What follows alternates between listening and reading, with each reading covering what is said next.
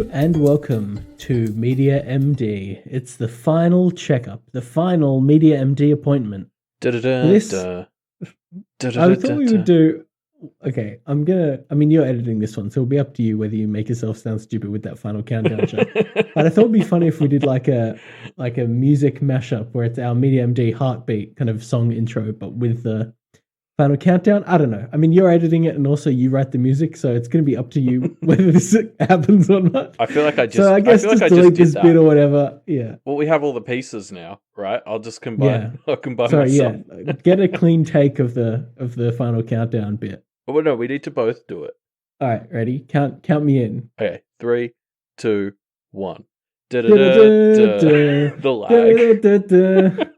No, it sounded perfect from my end. Okay. Anyway, I was just saying before we started recording, Elliot, this is the thing I'm going to miss the most about Media M.D.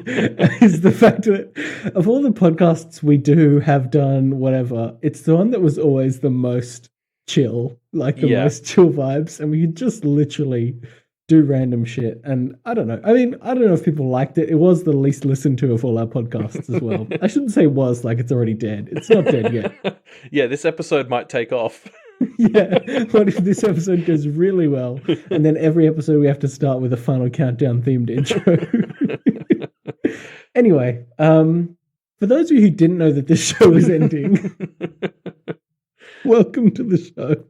Yes, this is our final checkup. We're wrapping Media M.D. up. We sort of talked about it in the last episode, but we aren't really able to give it the time it deserves with the format that we have, and things are changing over at the Doofcast, which is Doof's premiere variety sort of show. So we're going to be moving over there a bit more.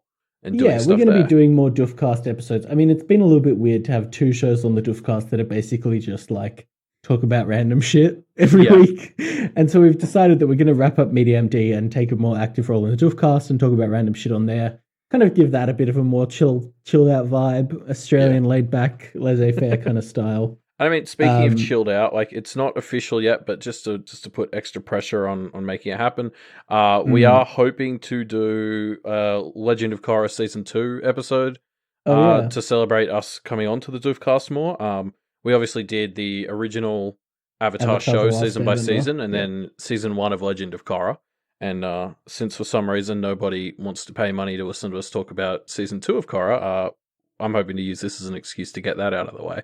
So while we're on the topic of Korra, and we'll get to the actual content that we've planned for this episode in a little bit, but while we're on the topic of Korra, I got to say, so Janet Varney is the lady who did Korra's voice, and I first knew her through Korra, but then I've listened to other podcasts and stuff with her and all kinds of things, and she's like a really funny comedian and stuff, but it's so weird to hear someone that just sounds like Korra doing other things. Right, because Korra wasn't really a comedy character. No, she was pretty serious. Yeah, but so as an example, the trailer for the Hogwarts Adventure Zone season that's going on at the moment, she did the voice for that, right? Because she's friends. She does another podcast with Travis, one of the Mabimbam brothers, the McElroy brothers, and it's just so funny to me to hear somebody talk in Korra's voice. And it's weird because I don't have this experience with any other voice actors or actresses. It just is this one that, for some reason, I just can't not hear it as Korra. It's so weird. And I watched a video of her just as people do, putting out kind of COVID-esque content. And it was just Korra's voice. And I don't know what it is. It just really gets to me, Yeah, I mean, I get that with some actors or actresses. Like, most of the time, if you grew up with someone in a role or something, the first time you see them in something else, it can take you, a fair while. Like, it took me most of Mindhunter before I stopped seeing... Jonathan Groff as King George III from Hamilton. I don't know what that means.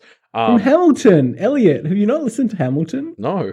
What is wrong with you? What the fuck? How come we have finished Media M.D. and I haven't made you listen to Hamilton? I saw it's on Disney Plus, so I've been meaning Can we do one more episode? Can we do one more episode? Yeah, no. Hamilton, obviously, you must have heard of it. I know you're somewhat into musicals, so this is baffling to me. It's obviously great. I mean, this is that thing. I refuse to listen to soundtracks and musicals until I've seen the musical. Well, it's on Disney Plus. Just watch it, you weirdo. Anyway, Jonathan Groff is a major. It's like 14 hours long, isn't it? It's 3 hours long, which is a normal musical length. Yeah, that's true. Go all like that. It's great. You'd love it. It's got Daveed Diggs in it, who is amazing, who everyone probably knows from that one episode of Kimmy Schmidt where he raps history to her college class, and he's great. Anyway, well, yeah. What were we talking about? I was just saying that. I was going to say. It took me like most of Mindhunter to stop seeing Anna Torv as her character from Fringe. From Fringe, yeah. Maybe that's what it is. Maybe it's like if you know someone from a strong role and you don't see them in that much other stuff, they don't get a chance to be like something else to you, right? Yeah, but there's been one or two where no matter how many other things I see them in, they're still the original role for whatever reason. So interestingly, thinking about it, I would have said J.K. Simmons for that as, J. Jonah Jameson, because that is such an iconic character. But he's also Tenzin in Legend of Korra, and I have no problem seeing him as Tenzin. So I actually really struggle to hear that being the same person. Yeah, like I know academically that it's him. Yeah. But I can't hear it. No, I love it. It's great. And then he's also in like Whiplash and a few other things that are like kind of J. Jonah Jameson, but pretty different enough that you can kind of let it go.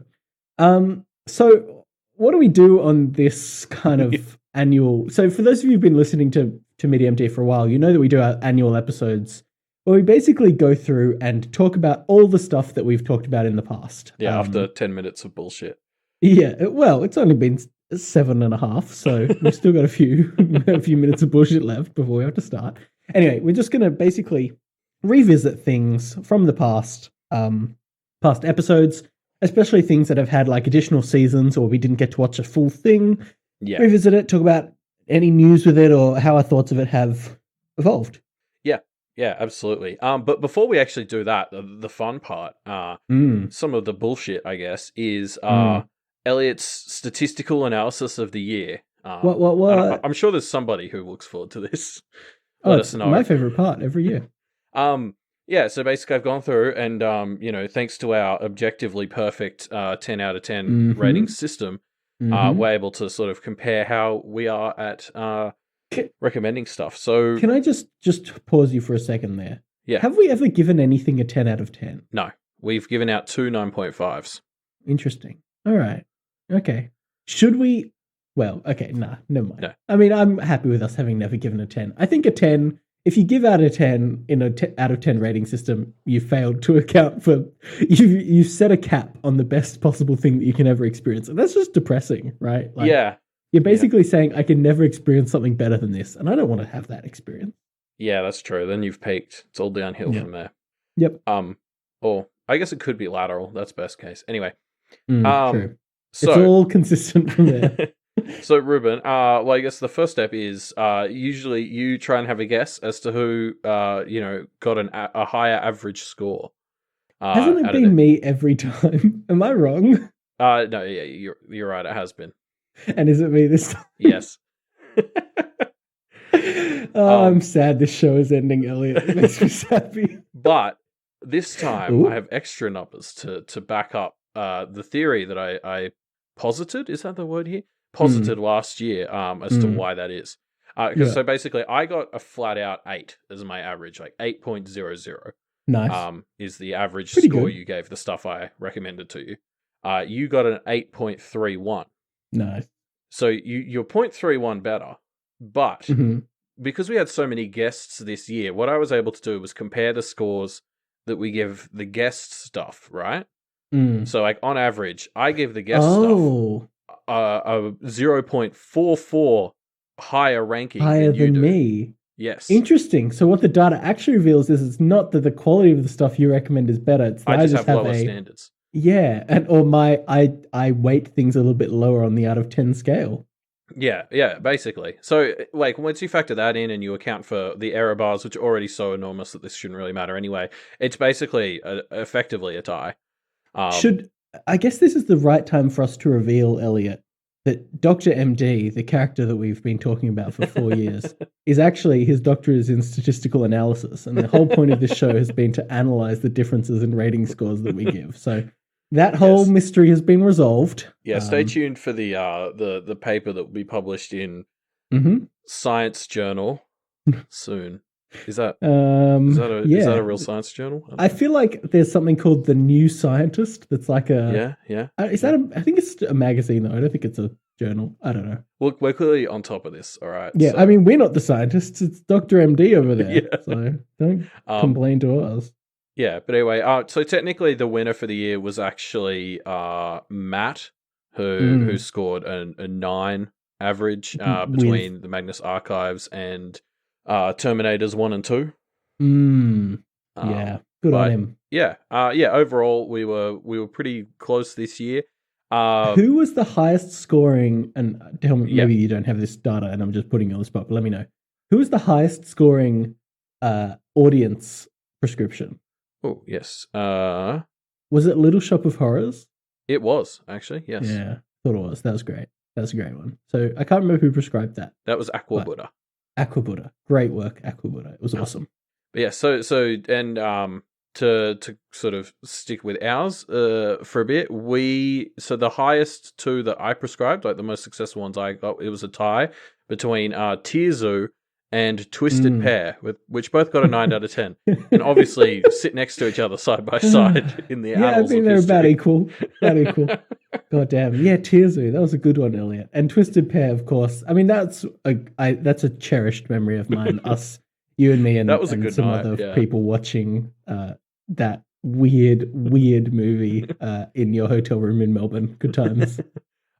Yes, and then you also had a tie for your top 2. You had Dairy Girls and Fantasy High, which I stand by. Those were both very, very I good. agree. And both of them are ones that have only grown in my heart. Since. Yeah. All right. Cool. Thanks for the data, Elliot. You got any more for us? Yeah, just the last one, the worst ones. I think I usually lead with this so that we don't have the bad taste in our mouths at the end. But here we are. So it was actually the opener for the year that was your worst one, which was Flintstones. So we'll get back to talking about that in a sec. I gave it a 7 out of 10, which I didn't hate it. Yeah, that's not terrible, to be honest. That's the worst you did. Whereas my worst was the 6 that New Girl garnered. Oh yeah. I mean, come on, Elliot. Like, it's just got so many problems as a show. I mean, I thought the later stuff was fine, but yeah, watching season 1, I think a 6 was fair. Yeah. But yeah, so that's all the important statistics. Okay, wait, hold on. Like, I have to talk about this now because it only makes less sense to me. I remember, and we probably talked about this on the New Girl episode as well, but I have to bring it up again. Because I'm a fairly big fan, I mean, it's a great show, of Brooklyn Nine-Nine, right? Sure. And there's this bit in Brooklyn Nine-Nine where they do a crossover with New Girl. Yep. And I remember not having seen New Girl at the time. It was the most incomprehensible thing. And I was like, oh, I'm sure this is just like, it totally makes sense that this would happen if I'd seen New Girl. Like, of course, that's fine. I'm not in the group that has seen both shows, and so I just didn't get anything out of it. But having seen New Girl, it still makes absolutely no sense to me. That was one of those crossovers that felt like one of those cheap ones from the 90s where you're sort of like, what? Why? Like, I remember watching both, because I was watching both shows when it happened, and so like I sort of watched the crossover episodes back to back. You know, they had a New Girl episode with some Brooklyn Nine-Nine characters and vice versa. And they were both like, point. Like, there was no need. It was entirely like some sort of corporate decision or something that it would be good for both shows if they crossed over. I don't know what the point of it was. Do you remember for a while there were talks about there being a crossover between the 21 Jump Street franchise and the Men in Black franchise? Yeah, see, that needs to happen. I mean, that sounded awesome, but it's equal levels of nonsensical to me. Like, it's just like, what? Like, why? Like, who had the idea for it, I guess? I mean, they're both on Fox, and they aired back to back as like the comedy headliners for the network. So it was sort of this, hey, the 2 top comedy shows, make them kiss. Yeah, sort of deal. Sure. Yeah. try and create a kind of blended fan community for them. I guess. I don't know. It just stuff. you could tell the heart wasn't really in it from the writers. I think it was the problem. They didn't really seem to try. Yeah, weird. Also, there were shared cast members between them at one point, which got weird. Were there? Who? The guy who played Coach was a recurring character in like the season of Brooklyn Nine-Nine before the crossover. Oh, was he? I don't remember. So they just sort of didn't really have him in the crossovers, so it wouldn't be weird. Who was he in Brooklyn Nine-Nine? Because was Coach the one that got written out after the first season? Yeah.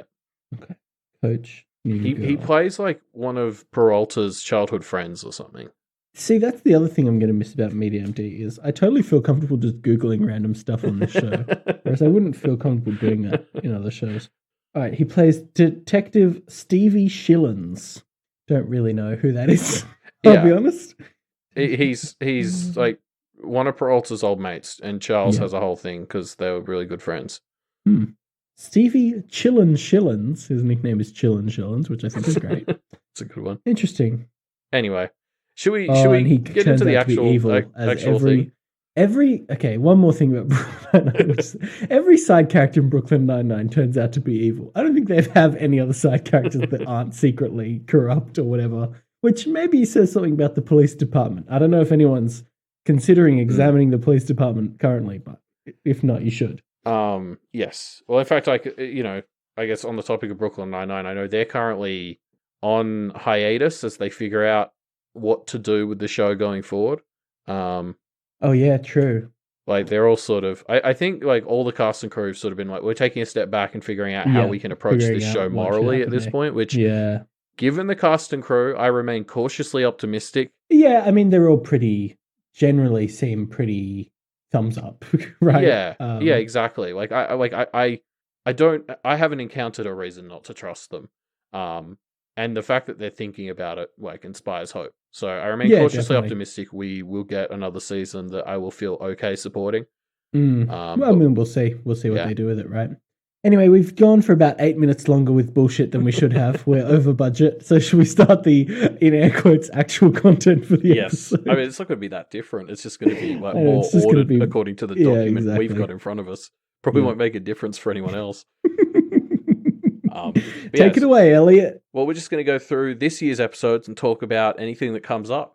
So, like, to kick it off, the first episode of the year was the Flintstones, which, I mean, I quite liked it. Obviously, I've read many more comics since. Yeah, right, because we did Sandman and Stay Still, Stay Silent. Stand Still, Stay Silent. Yeah, it still wasn't a format I was comfortable in, but like I've got to admit, after analyzing them really closely 2 weeks in a row for the pilot season, I got, I think, a bit better at it.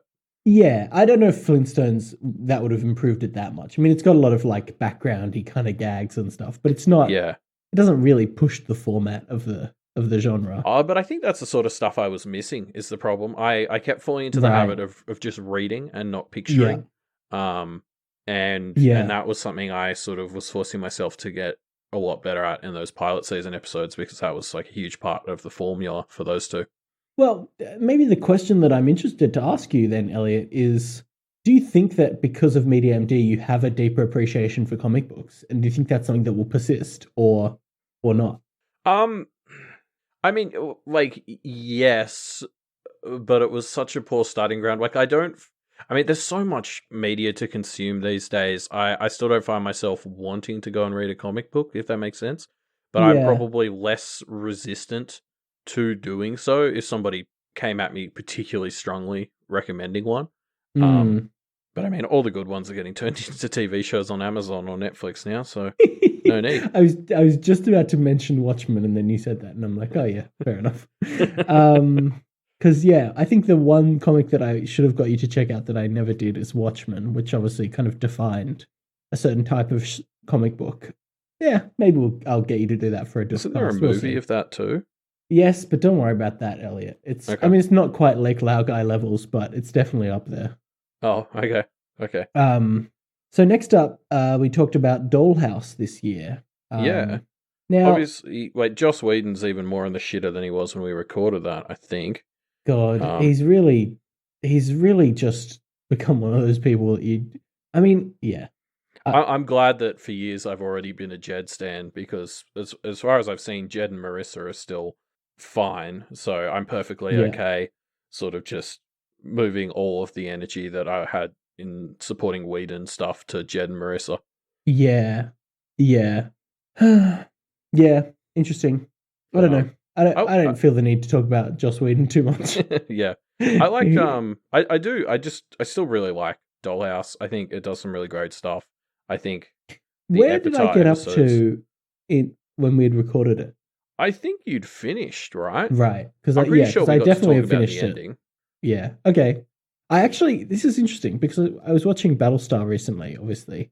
Yeah. And I was trying to think about, because of the link of Tamo Paniket, I was trying to think of the ending to Dollhouse, and I cannot for the life of me remember how it ends. So, spoilers for Dollhouse. Can you remind me the ending to that show?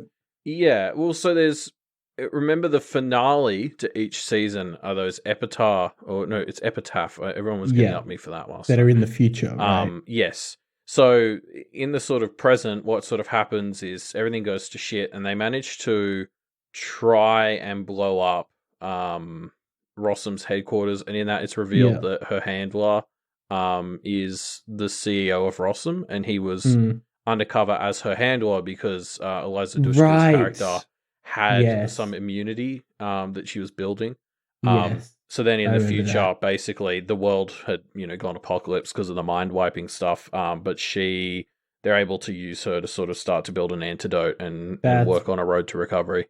Man, that was a weird twist, hey, that the handler guy was actually secretly the big bad of the whole thing.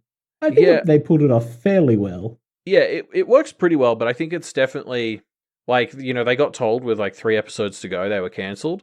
So I think it's very much like, it happens so suddenly. I don't know if it was the original plan or not, but Yeah, it's the kind of twist that kind of, even if it's done perfectly, it can't.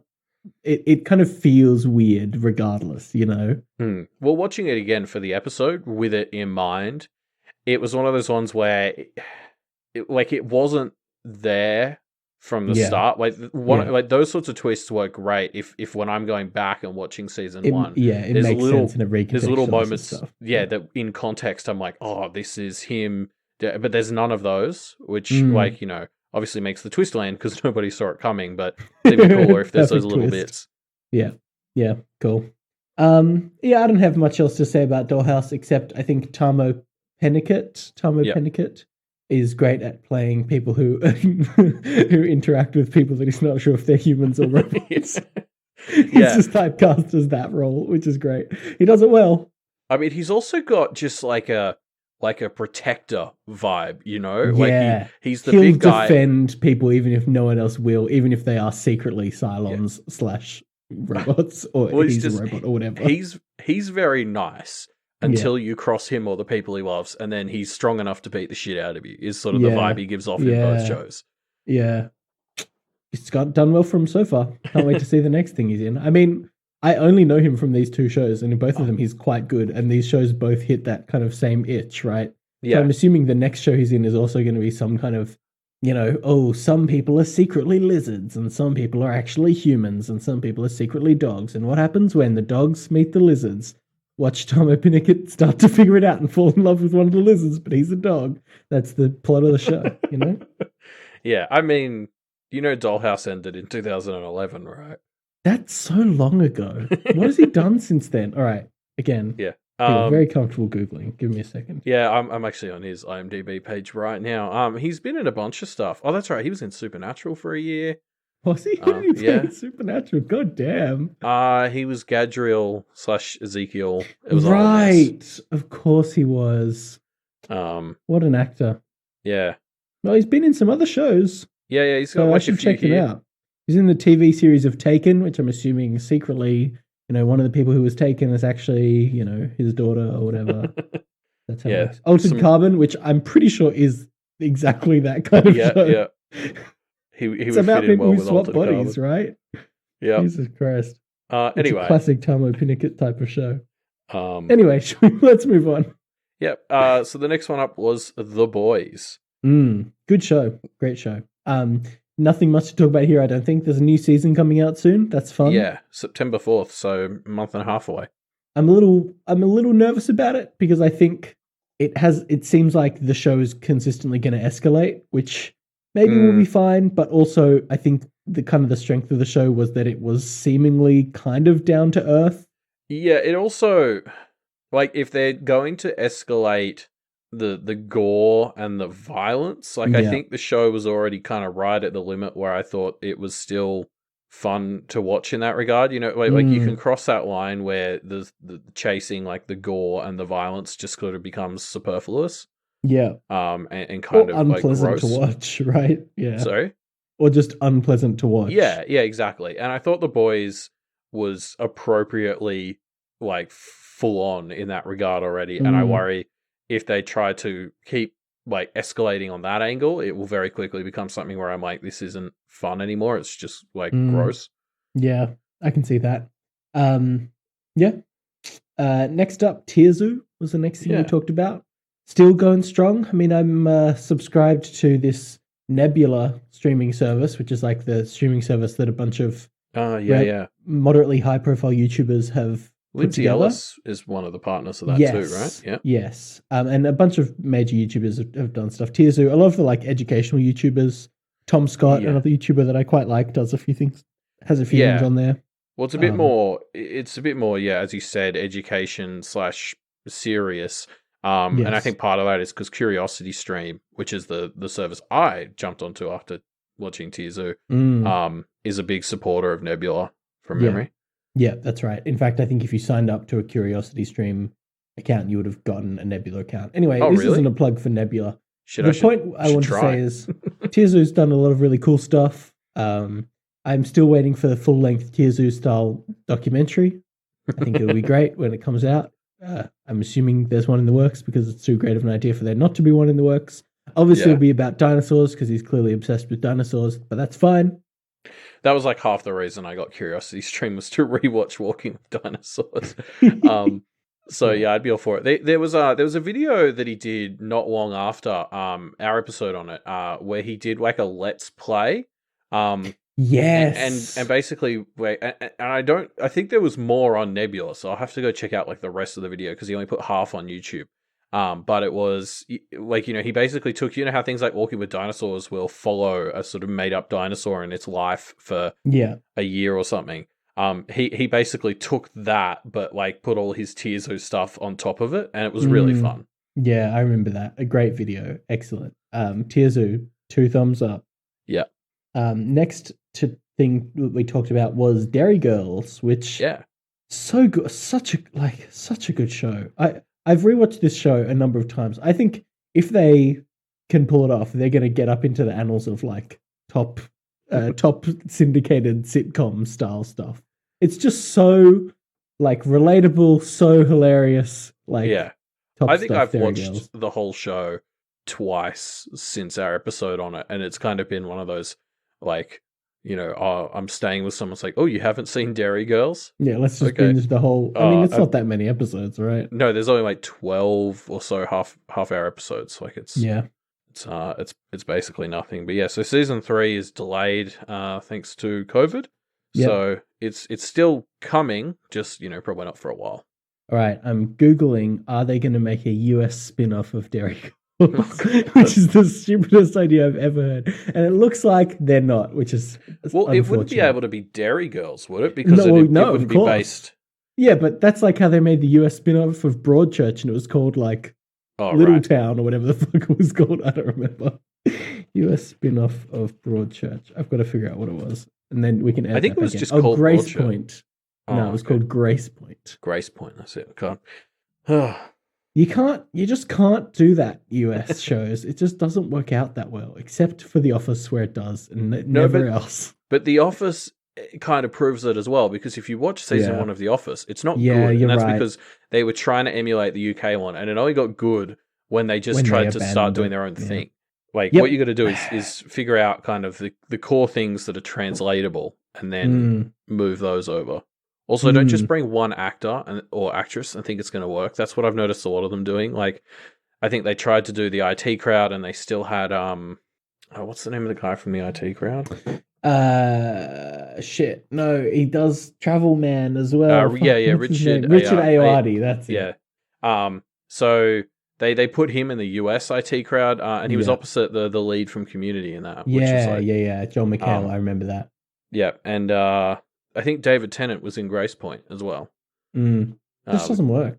Yeah, but there's this weird new assumption now that if you bring one of the leads over, the US adaptation will work. But see, the problem was Broadchurch worked so well because of Olivia Colman. Olivia Colman was the perfect person to put against, with David Tennant, and because they just are such a good pair. I don't know. Anyway, we'll talk about that later. Yeah, I completely agree. It's a mystery show. They already did it anyway. Yeah. Next up, we talked about Twisted Pear. Oh, Neil Breen, love him. Gotta love him. Yeah, I'm nervous that Neil Breen is gonna be revealed as some kind of horrible person any day now. Like, surely he's going to be, and it's gonna make it worse for me to watch his stuff. I think there is a level of uncomfortability in most of the female. Yeah, you're right. There's no way that he's not movies. A real sleazebag. Yeah, and they're always like half naked. Like, I think but then I could also see him being someone who like thinks that is the artistic thing, and he like on his end as a person, he's just not about that. I don't know. Yeah, I mean, I haven't heard any rumors or anything, so I'm not going to vilify the man. But it's hard to be a Tommy Wiseau type and not be a creep in real life, right? Like, it just seems to be that way.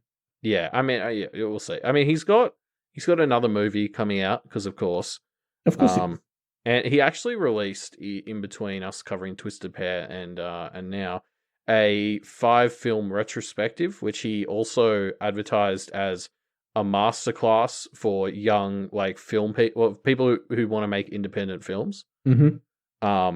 So I need to get my hands on that because like an hour and a half of Neil analyzing his own stuff and talking about his process. That sounds fucking great, fantastic. Yeah. Speaking of master filmmakers, the next thing that we talked about was we did a double feature of Get Out and Us. 2 excellent films. So from a legendary rude filmmaker. to compare Pear to Jordan Peele and Neil. We call them the dream team. Neil and Peele working together. When are they going to collab, huh? Who knows? I mean, I reckon with Jordan Peele's background in like absurdist sketch comedy and his clear skill as a writer and filmmaker, I think he would be the perfect person to pair with Neil Breen to collaborate on a film. Right? Like, I mean, I get the feeling Neil doesn't play well with others, let's be honest. Yeah, true. Yeah. Anyway, Get Out and Us. I mean, any other thoughts about these? These are great films, obviously still hold up. Rewatched Get Out and Us quite recently, actually. I think it is, and I think we talk about this in every time we cover a horror film, it has been that point where it's been long enough since I watched a horror movie that I've forgotten that I hate it. And I'm willing to like I feel like watching a horror movie and, then I'm going to regret it for the week afterwards. But I think, isn't the next Jordan Peele film coming out soon? Maybe I'll make it that one. Yes. Is it Candyman? Is that right? Oh, it's not directed by him. It's written by Peele, but yeah. Right. Okay. So he's only doing half the job as opposed to all of it. Yeah, it was originally meant to come out a month ago, but was delayed until October 16th. So we'll see. Right. Hard to tell, I guess, with films currently, but we'll see. The next thing that we talked about, we talked about the Transformers film from 1986. Matthias brought that on the show. Isn't it called Transformers the movie or something? Yeah, Transformers the movie. Oh, it's the Transformers the movie. That's it. That's right. The Transformers the movie. I mean, I don't have much to say about this one. I do still have a fondness for it in terms of it's just like such a weird film. Like the thing that gets me the most about it, and I was trying to find the clip of Eric Idle's robots saying, Grinny Wab Wab Weeb Ninny Bong, or whatever the fuck it is in the universal greeting, to show to somebody. And I found the clip and I showed it to them, and they were just like, what the fuck is this? And I was like, yeah, you're right, I can't explain it. It makes less sense if you know the context. Yeah. Yeah, I think that was like the interesting thing about this, because it wasn't just like like I could bring something like the Power Rangers movie, or Yeah. like a movie of a show I liked as a kid, Yeah. and it basically just stands on your love of the kids show. Yeah. This movie just had so much other weird shit going Well, on. yeah, it was Orson Welles' last film, right? Is number Yep. 1. 2, it's got Eric Idle playing the role of these fucking robots. And 3 is I can still remember the universal greeting. I know I messed it up before as a joke, but it's Bar Weep, Grown Up Weep, Ninny Bong. And the fact that it's stuck in my head now forever is just ridiculous. Yeah. Wasn't Leonard Nimoy's in it? Oh as my well? god, he is. Jesus fuck. Like what? What? Yeah. How is this a thing? Anyway. It's such a weird aberration, and I love it for it. Isn't it? It is. It just is. Next episode, we talked about New Girl. We've already talked about this. I don't really have anything to say about it, to be honest. Yeah. I mean, there's been no other developments that I can think of that we haven't covered. Yep. And then after that, we talked about Cabin Pressure, which was an audience recommendation, right? Yes. This was a great one as well, because this is the exact kind of thing that I think neither of us ever would have found without this show. So this is a perfect example of why Media M.D was great, because this was such a good, so obscure and yet so good. I mean, maybe it was only obscure to us because we're not British, but man, what a great show. Yeah, so this came to us from Tim the Enchanter, an audience member. And yeah, I agree. Like, this is absolutely something I never would have seen in my life, or listened to, as it were. We didn't finish it didn't we? the episode, but I did go on to finish it afterwards. Yes, me too. And fantastic ending. It did that thing that British TV shows as well are able to do, where they end. I mean, I guess the modern streaming service TV shows are getting the same treatment, but in the US. But this thing started. The Cabin Pressure started with a thing where each episode started with a letter of the alphabet. And I had that from the get-go, and they finished on Zulu, I think, was the final episode. Was it Zurich? Maybe I'm mistaken. Yeah, it could be Zurich. But yeah, I mean, that's the thing. So there's that feeling of, from the start, they sort of had 26-ish. The characters had arcs that actually ended in a super satisfying way. Yeah, I didn't expect this, but wow, the ending to each of the characters, it was really satisfying. And it just kind of worked really well and weaved in this plot that I don't know if it was planned from the get-go or just was pulled out of thin air at the end, but man, it tied it all together in such a nice, neat bow. And that's particularly rare for a comedy show. Yes.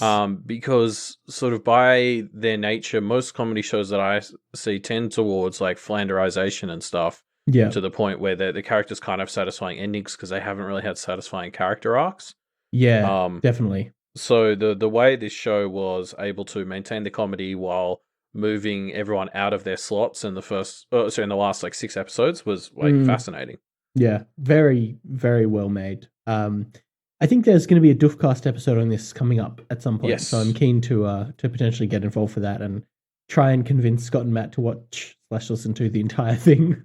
Yeah, absolutely. I think it works so well as a completed piece. I'd like to try and just edge our way into that episode so we can talk about it more as a complete thing. Anyway, yeah. More. Yes, a legacy that it's left with me is the idea of these fun little games where you just name movies that share some weird common trait. Has really stuck with me. It's really given me a real love of more kind of road trip style word games to play. So one of my favorite examples that I constantly go back to is people that sound like they should be rivals. And I can't think of an example, but where people's names should be rivals to each other, but they're just their names, Give me an example, Elliot. Come on, you got this. What, people who sound like they should be rivals? Yeah. Do Do you know what I'm talking about? Or is this just No, nonsense to you? yeah, no, like I'm trying to make up an example right now, but I think when you put on the spot like this while you're recording, your mind can just go blank, and that's what's happening to me right now. Oh no, I feel so bad that I've put you on this. What on the about spot. what about Ash Ketchum and Gary? Gary? No, that doesn't really make sense. But they're rivals. Yeah, but those are just two people who are rivals, right? Yeah, also I'm correct. But yeah, okay, fine. I don't have a good example. I have examples, but they're all just people that I know personally, so it doesn't really make sense as a joke to just name people that I know. I feel so sad that I failed to come up with a good example on the spot. Anyway, should we move on to the next one? Yeah. So after Cabin Pressure, we did The Night Before. That was our Christmas movie this year, and remarkable is it is the first Christmas movie not to appear in the worst recommendations of the year. Congratulations, Elliot! You broke the mold in this our final year. The charm. Yeah. Yeah. I have nothing to say about this movie. It was fine. Yeah, I still like it as a solid movie. I think what I do want to sort of say about it is similar sort of vibe and you know some shared producers and stuff. There was the movie it was just called Good Boys. Last year I think, or early this year. If you liked The Night Before, go check out Good Boys. It's really funny. Yeah, I think I actually weirdly talked about it a lot in Power Reflections, either a couple of weeks ago, maybe that was just in my live read, but it was relevant to that. But yeah, really, really solid film. If you're in for if you just want a stupid comedy film, check out Good Boys. All right, fair enough. Next up, the Magnus Archives. Matt brought us this to talk about. Where did you get up to in this, Elliot? Where'd you get to? Yeah, so in the episode with Matt, I think I just about finished season 1. And then we talked about this obviously in All Packed Up, where we talked about Magnus Archives and packed crossovers, and I think I was up to episode 46 by then. But I'm pleased to say that my trend has continued. I'm now up to episode 47. Listened to one yesterday for this. Great work, you've done it. What do you know about the show so far? About the overarching world of the Magnus Archives. You gave me a bunch of spoilers in that All Packed Up thing. Like, I signed up for it. Like, it was my fault. It was my fault for not listening more. Like, you told me where I needed to listen to, and I didn't do it. So I was just like, just tell me. But I've actually forgotten most of what you said. So there was something about... I was thinking along the right lines in... spoilers for, like, season 2 of the Magnus Archives, I think. I was thinking along the right lines, and there were groups or like teams of different types of horror, and the tapes were starting to account for them. But that's pretty much all I know at this point. Yeah, as a show, it's one that has really effectively, I feel, evolved into its kind of meta story and grown into its meta story. Because the first season has a overarching plot that is introduced, but it's fairly self-contained. It's about these spider things, right? Whatever. But it really starts to evolve the overarching story of the show in a way that I thought is very good. I haven't finished it yet. The final season is going on currently, I think, and I'm near the end of season 4. But yeah, as a show, I think it's very effectively managed to evolve into its own meta narrative in a very compelling way. So enjoying it so far.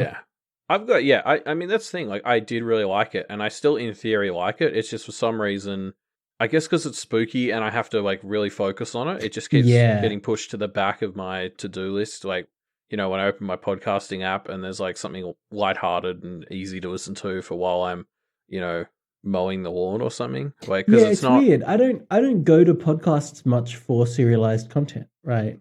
Yeah. I go for, I don't know, nonsense, background music, you know, whatever. It depends. See, the problem is I've lost my commute, and that was when I did my more serious podcasting, because that's when I walk to work. So when I'm walking, I can focus a lot more on the audio. Yes. Now I only listen to podcasts when I'm doing chores and stuff, and that means half my brain is dedicated to what I'm doing. So I haven't been listening to things like the Magnus Archives while I'm doing that. Yeah, definitely. Cool. Yeah. Well, give it another shot. I think it's worth it. Yes, I mean to. I mean that gets me especially excited to when it grows into the meta narrative because I've seen so many episodic-ish shows follow the X-Files formula, including X-Files, and fall apart as their meta narrative takes over and it's not good. Yeah. So it's always good to hear of one where the meta narrative makes it better. Yeah, cool. So next up, Mindhunter was the next thing that we did an episode on. Yeah. So we finished this, didn't we? Yeah. When we did the episode. A great show. Not that much to say about it. It's great. Yeah, I was going to say finished it because season 3 is not looking likely. Yes, I think the latest news I had heard about it was that David Fincher had released Jonathan Groff and the others from their contracts so they could go and do other things, which is good of him, but also probably means that, and this was pre-COVID as well. This was before things got even less likely to happen. From memory, it actually was about a week after our episode on Mindhunter. Yeah. It was right around then. Which means probably there's not going to be a third season of this show, which is sad. Yeah. Because it was definitely kind of setting itself up for a 4 or 5 season long thing. But, oh well, that's life, I guess. Yeah. Yeah. I mean, it's not like it's ruined by not having an ending. It wasn't the sort of show that needed to have a finale to wrap everything up. A big showdown with, BTK or whoever. Yeah, exactly. Whereas, like, there are a bunch of other shows where if it gets canned after 2 seasons, it's kind of like, I'm less likely to recommend this now because there's no closure. This didn't feel like that to me. I'd still happily recommend it. Yeah, definitely. I'm with you. Great show. I have definitely recommended it since. Actually, here's an interesting question. Maybe we'll get to this when we do the awards at the end of the show. Is the what have you prescribed to other people the most award? Oh, interesting. Yeah, we can try and ad-lib that one. Yeah, why not? It's Media M.D. We don't have to prep content. Who cares? I mean, actually, thinking about the awards now, I don't know if we ended up going back and filling half of them out, so we might be doing a lot of that. I went back and filled them 5 minutes before we started. Oh, nice. Good on you. On that. Cool. I think some of them are meant to be awarded by both of us together, so I'm going to have to trust your judgment on that one. I don't know if I filled those ones out. I mainly filled out my category ones. Yeah, okay. No, those ones are fine. I'm more worried about the ones we were meant to pick together that we didn't do. Oh, whatever. We'll talk about them as we go. Anyway, yes, so... just hold on. This is the point. I think this is a natural time to segue into the fact that we were going to call... Oh. we were gonna call this episode Should I reveal this, or is it too bleak? No, yeah, I mean it's fine. I can see why you're doing it here. Like, so we were working for a while when we decided this was going to be the final episode. We wanted something to separate it from the other annual checkups. Like, we didn't just want it to be annual checkup 4. So we were trying to think of things relating to like illnesses ending, like something about it being cured. Well, there's no good phrases for that, though, is the problem.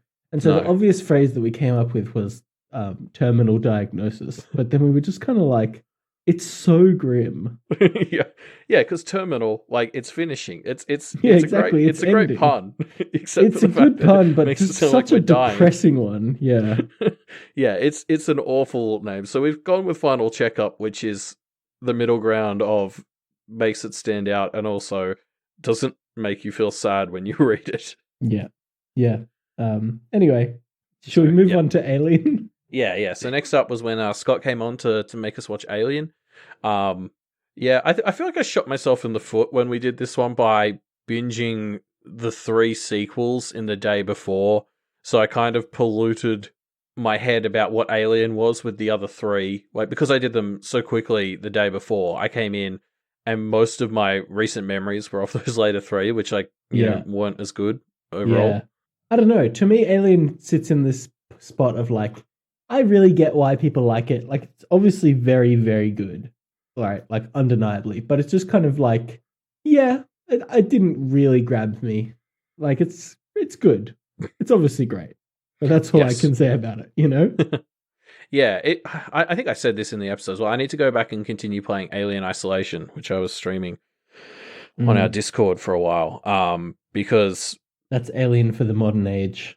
Yeah, well, I was playing with a VR mod, so it was a VR horror game, and it was like one of those things where that game made a lot more sense to me after I watched the movie. Like, crawling in vents was like, oh, this is the movie thing.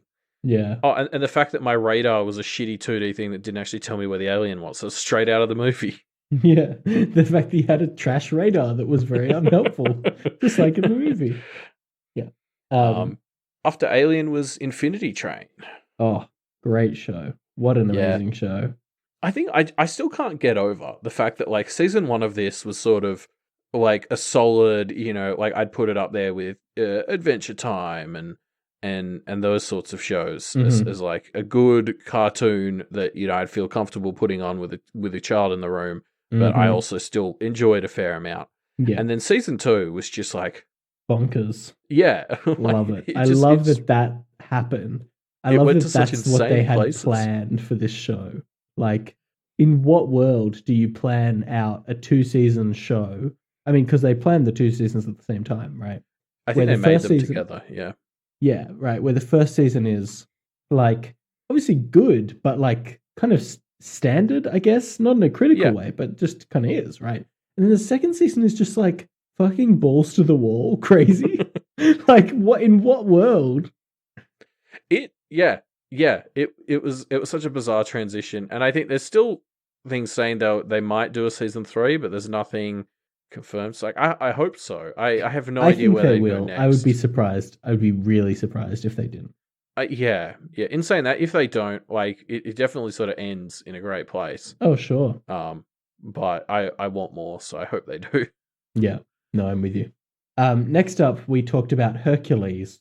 I don't feel like I have much to say about this. It's fine. It's a pretty good movie. Yeah, this came to us from a bird, I believe. And yeah, I've added some Hercules films to my Disney Bangers playlist on Spotify that I listen to at work sometimes. Yep. So, you know, it's sort of lasting impact to me anyway. Its lasting impact to me is that we, in our Beat Saber group, Zero to Hero is one of the popular songs. Which, man, difficult song. There's this one bit in it where it's just like goes crazy for a bit, and it's quite hard. And that's really the only lasting impact Hercules has had on me. Well, the annoying thing about that song as well is that's like right towards the end, so you can have like a really good run. Yeah. Anyway, so for the 6 of you out there who know what we're talking about, you get it. Yeah. After that, we had Grave of the Fireflies, which is just a pleasant little movie I brought to the table for a fortnight. Yeah. I, again, don't have that much to say about this one. Weird film. A good film, but weird that it functionally feels like a children's movie, except for the content. I still can't believe the factoid you pulled out during the episode, which was it was released as a double feature with Totoro. That makes no sense to me still. Next up, Little Shop of Horrors. Good film. So here, let me tell my anecdote about this film. And I feel like half of the things that we have to say about these episodes is just miscellaneous random anecdotes. Whatever, that's fine. So I don't think we talked about this on the episode, but one of my very formative memories as a child is my dad saying to me, "Oh, you'd really like this movie."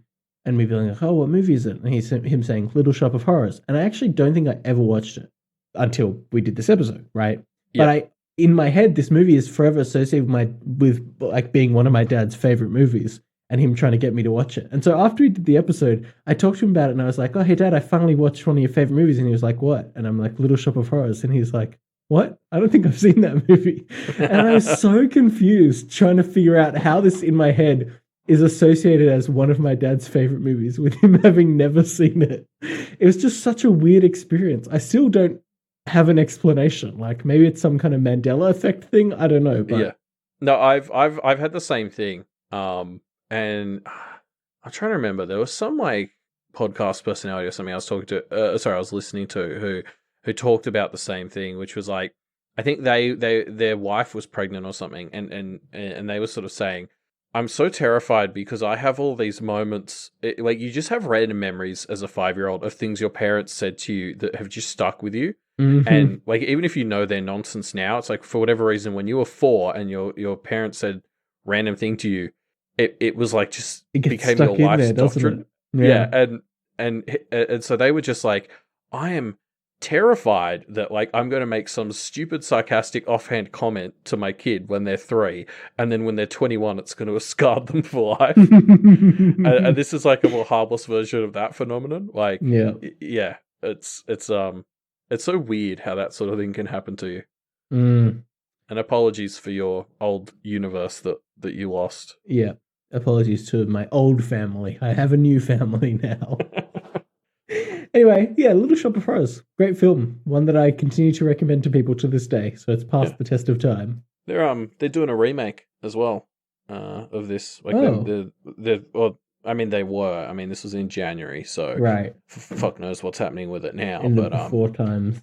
They had Taron Egerton set up to play Seymour. Of course, he would be a pretty good Seymour, I think. Although he's maybe a bit too attractive. I don't know. Yeah, well, then Scarlett Johansson was down to play Audrey, so I think that's just a bit of a problem. Yeah, with the whole cast. Who's going to play the dentist? I think that's what it'll turn on. Chris Evans, I believe. Now, okay, okay. I don't think Taron Egerton and Scarlett Johansson are good choices. I mean, they're obviously very talented people, but they're too Hollywood, you know? I could see Chris Evans as the dentist, fine. I just think, although seeing Chris Evans as a abusive asshole will be interesting because he's got such a good guy image to me, even after Knives Out, where he's a jerk, dickhead. Yeah, no, there's just something likable about him, isn't there? Yeah. He was a perfect choice for Captain America. Yes, definitely. But yeah, like I think the problem with someone like Taron Egerton as Seymour is like, I think Rick Moranis was a great Seymour because like, I think Seymour is meant to be this kind of nerdy, under character, like Taron's just, he's too, like, I just don't know if I could believe him as a sort of, shy nerd. Yeah, because there's scenes in Kingsman where he wears sunglasses and he just looks like he's, I don't know. He doesn't look like he should be wearing glasses, I guess. And I know that's an insane thing to say, but it's true. It'd be like Daniel Radcliffe in some of the later Harry Potter films, where they were still trying to make him look like Harry Potter, but he'd actually like buffed out a bit. Now, you know what I'm just realizing? I haven't seen Rocket Man, where he plays Elton John. I haven't either. And maybe that would turn me around on him as this kind of character. That's true. Kingsman is basically the only film I've seen him in, so maybe... Yes. Maybe we're just being biased because the only thing we know him from is he's basically James Bond. Yeah, that's a good point. And Kingsman was such a good movie. I know, right? They're doing the like Kingsman origin story, right? Yeah, I don't know. 2 was fine, but I just I lost interest after I'd go back and watch the first one, but I'm not. Yeah. Unless I hear rave reviews of another one, I'm probably not going to go out of my way to see them. Yeah, right. Like the first one left such a good impression, and the second one left such a mediocre impression. It's really gone in an interesting direction. I do think this film called The King's Man, which is the origin story, and it's got like Ralph Fiennes and shit in it. I mean, that's enough of a twist for me to be like, all right, I'm keen. Yeah. I mean, it doesn't look bad at the very least. Yeah. So after Little Shop was Fantasy High. Fantasy High. What a great show. Now, I don't think I hadn't finished this when we did the episode. No, neither had I. I think I was in like episode 14 and you were in like 12. Well, I mean, it ends as it just keeps getting better, right? Like genuinely, it just is consistently amazing.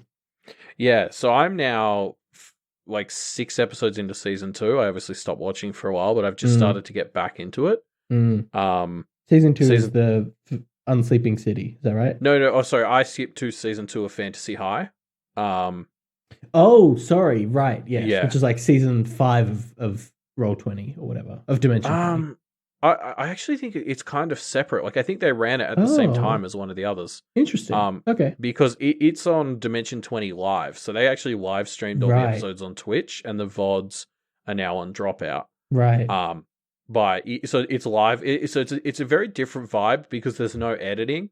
So like you see Siobhan Thompson like going through her fucking binder of spell cards, and so there's sort of more pressure on like the rest of the cast to Keep come up things with funny moving. improv banter while Yeah. somebody else is like trying to play the game. Yeah. So it's just a different enough vibe that I was sort of could go straight into it after finishing the other.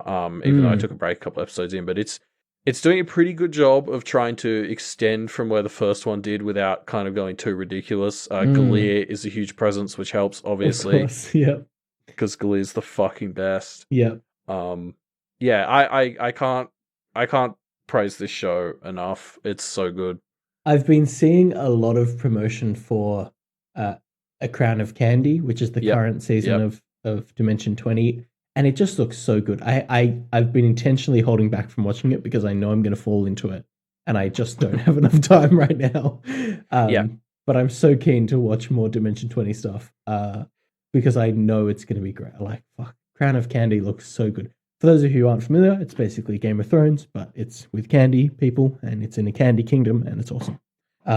Once I finish season 2 of Fantasy High, my plan is to then go back to the other Dimension 20 stuff and try and catch up. But I think Crown of Candy is going to finish soon, and when they start the next main thing, if I'm not caught up by then, I think I'll just try and follow it live because I want to experience that. Yeah, definitely. I mean, I have to go back and watch Tiny Heist, which has the McElroys in it. I've got to go back and watch the one they did with some of the Critical Role cast. Sure, that'll be great too. Those ones are great because they're shorter seasons. So I think Crown of Candy is actually like the third main season, and it's kind of every even numbered one is a short one with the guests. So the Critical Role season, the McElroy brothers season, they're like half as long or something. Yeah, I think which is a cool format. Yeah. The reason, one of the things I want to talk about here, because I can't really fit it in anywhere else, is Dropout, which is College Humor's streaming service, which is something that I subscribe to for Fantasy High. And I just got to say, I have fallen so deeply in love with the content that they put out. They consistently put out so much excellent content, and this is my opportunity to rant about it.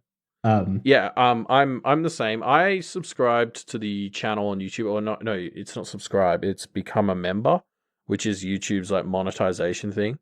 So members on the YouTube channel can get access to special videos and stuff. And it was like the same price as Dropout. But I didn't realize Dropout was in Australia. The YouTube thing's very confusing though, because what College Humor does is they upload a version of their video that's for the members, which is the full thing, and the public version, which would be like half the episode. Yeah, that sounds so annoying. Well, it's confusing because the thing is if you go to like the College Humor YouTube page, the playlists are the ones like that are only the public facing stuff. Right. For things like breaking news, they only release half the episodes. Weird. So it's just it actually is basically impossible to find. And when you search their videos, it only searches the public ones for some reason. Oh my god, that's so annoying. Unless I'm missing something, like I just either didn't get it or what, but like I found it basically impossible to find things. So when you told me Dropout was in Australia, I basically waited out my YouTube subscription to cancel for a month and then switched to Dropout, and I spend too much time on it. It's so good, right? Like it's so weird to me to have a streaming service that I actively check and am excited when I see a new thing on. What's crazy is like College Humor's been around since I was in college. Yeah. And I have always like even when like I was a pretty stupid 20-year-old. Yeah. I even thought it was dumb and immature back then. Yeah. And I had the same experience. Yeah, and I held on to that belief for a good 10 years. And then you showed me Fantasy High, and just because I was watching that, I started watching some of their other stuff because I liked the cast of Fantasy High. And so did College Humor change in the past 2 years? I have no idea, and I don't care to find out. All I want to talk about is some of the other great original shows that they have, because they obviously still do sketch comedy stuff, and it's like good, like I enjoy it, but it's not what I'm there for. I watch almost entirely unscripted stuff, to be honest. Well, I mean, what other shows have you gotten into? Sorry, unscripted or scripted? Unscripted. Interesting. Wait, like what? On Dropout? Yeah. What do you like? I'm actually right. I see. Has become an instant favorite of mine. Yes, It's labeled as one of their unscripted true. shows. It is unscripted. Oh wait, now I'm thinking about the shows I watch. Breaking News is scripted, Yes. I guess. Technically, Breaking News is my favorite. I think they don't label that one as unscripted, but like basically it is. Yeah. So let's talk about these shows because I want to take this opportunity to praise them to all of our listeners.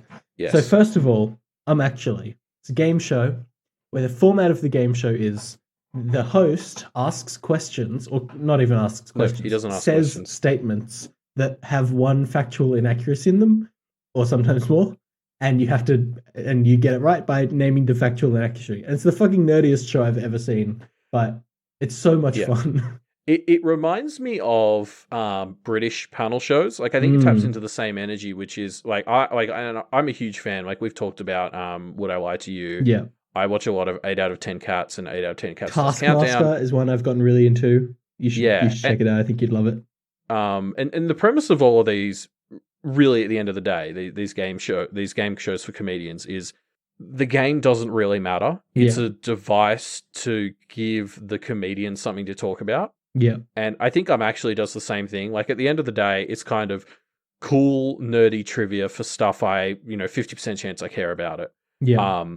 Really, it's the interactions between Mike Trapp and whoever's on that week that are just what I'm actually watching it for. And I'll also like to give a special shout out to the set decoration of this show, which is basically they've got a lot of nerdy like props, but they're all slightly wrong. They're all wrong. Yeah. So for example, there's like a Settlers of Catan board, but they've glued railway tracks from what's that train? Ticket to Ride. Ticket to Ride, yeah, to it. My favorite's that there's a D20 with the 21 side facing the camera. There's a hand that's giving an incorrect Vulcan hand, whatever that Vulcan hand signal is called. It's a hoot. And it took me ages to realize that that's what it was because I just written it off as background stuff. It was a YouTube comment for me that somebody was like, I love how in this show, all the set decorations are slightly wrong in the spirit of the show. And then I looked and I was like, oh, I'm a fucking idiot. Yeah. Yeah. I think my only issue with actually is that when I know the answer, I get embarrassingly excited. I know, God. I will so be good, watching this. I'll be watching this alone on the couch, and they'll be halfway through saying the statement. And so there was one where there was an Expanse question. Yeah, nice. in an episode I watched like a week ago. So of course, halfway through the statement, I started like banging my couch, and I was like, "You called James S.A. Corey he? It's two people. It's two people." I got that one too, actually. Yeah. And yeah, so and it's just so that's my only issue with it is it makes me embarrassed. Is that myself. An issue? It's so exciting when that happens. And you feel so good when you're like, and that's the thing about this show is it taps into that feeling of smug nerdiness so well. It's like it's monetizing nerd smugness in a way that I've never seen done so successfully and so like wholesomely before. Yeah. Well, I think what's funny as well is another thing they do to kind of serve as almost ad breaks. Is they let the audience correct the stuff they brought up. So, if a statement they said had a slight error that, like a technicality, like I think, whatever, basically they invite their audience to nitpick the shit out of them. Yeah. And it so works. Good. I don't know. I guess we only see the ones that they handpick to bring out, which probably means there's a bunch of trash nonsense that gets sent to them. But, I mean, remember Matt and Scott tried that with We've Got Ward for a bit, and it was a fucking disaster. So, it's a really hard line to walk, and it's really impressive that a show it manages to still be positive and fun despite the premise revolving around being a smug nitpicker. Yes, exactly. It's great. I want to talk about a show called Breaking News as well, which is another one of their shows. I think this is my favorite. I love them actually. It's such a good premise, isn't it? So the premise of Breaking News is they get 4 of the College Humor cast members, and someone else writes like a sort of fake news segment, and the other 4, they've never seen it before, and their goal is to try and read out the script and do what it says. And not laugh or smile. And they lose a point every time they laugh or smile. And so basically it just always devolves into them having to say and do the stupidest shit. Amy Vorpal is my favorite recurring guest on enough. this because she's fucking atrocious at the game, and Yeah. it's always the best. I do love Brendan Lee Mulligan. Every time he's on, he is a complete joy. I think there was a comment on one of the videos, again, when I was still on YouTube, which just said, Brennan doesn't laugh, he releases pressure. And I haven't been able to unhear it. Seriously, I've just like forever altered your ability to watch Brennan Lee Mulligan on screen because it's true. He doesn't laugh, he releases pressure. So just everyone enjoy that. Yeah. I need to give a special shout out to one of the things that made me fall so in love with college humor, which is an episode of Breaking News called Real True Facts About Grant Anthony O'Brien. Oh my God, this one's so awful. And so Grant is one of the writers for College Humor, or one of the staffers, whatever. One of the cast as well. One of the cast, yeah. And so what this episode was they got him on the show, and so they clearly meticulously researched basically horrifying and embarrassing experiences that he had and just made everyone read them out. And it's basically you just are watching somebody go insane over 10 minutes.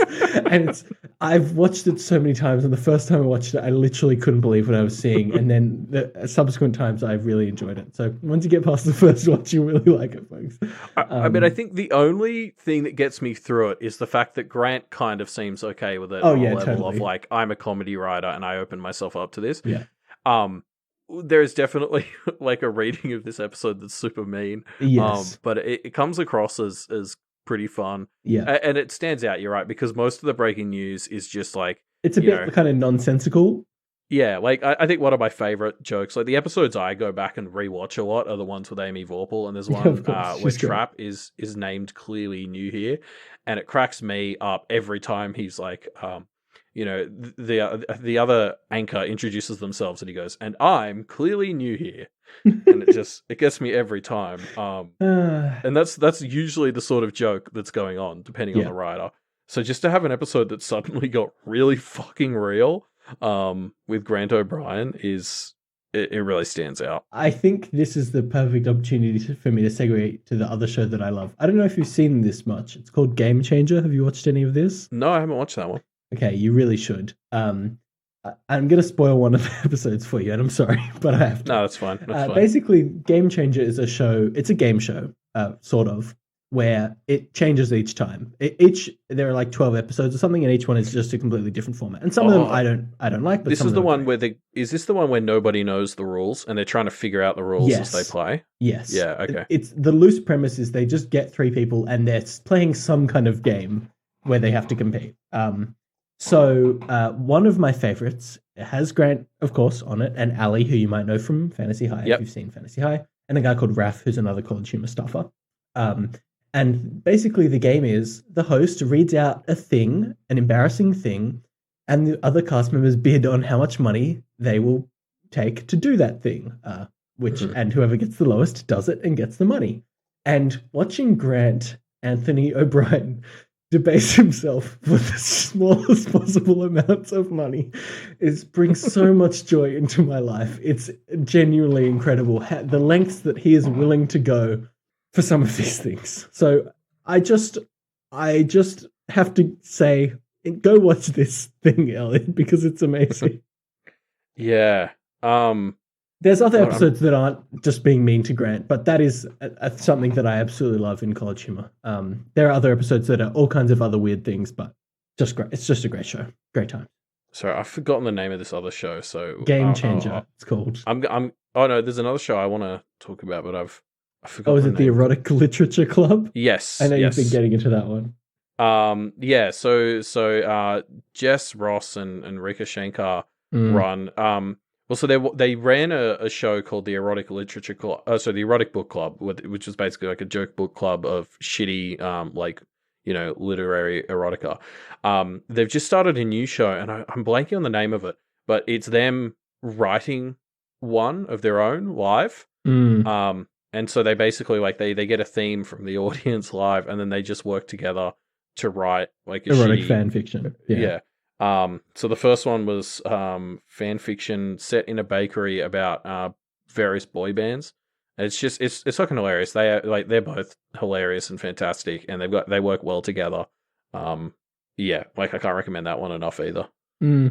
That's neat. There's so many great shows on this network, and it's just like I'd kind of written it off for years, and I wonder when it turned, or if I it was just even dumb. turned, or we just because like it kind of has this very like Polygon type vibe to it, right? Of like a bunch of people that are clearly quite funny and talented who just kind of collaborate on great content, and I'm like, that's awesome.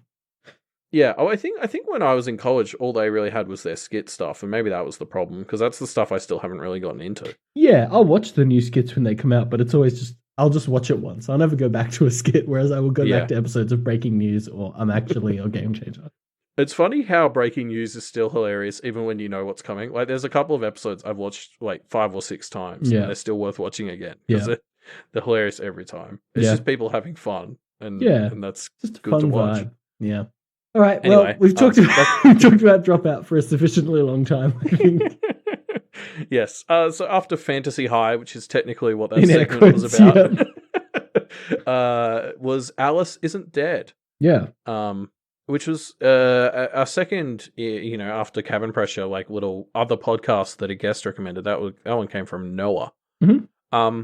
Yeah, I mean, like we both quite liked it, but I think we were both only a season or 2 in. I only finished the first season, I think. Yeah. I went on to listen to the rest afterwards because I got quite into it, and maybe this is why I never got anywhere in the Magnus Archives as well, because there's similarities.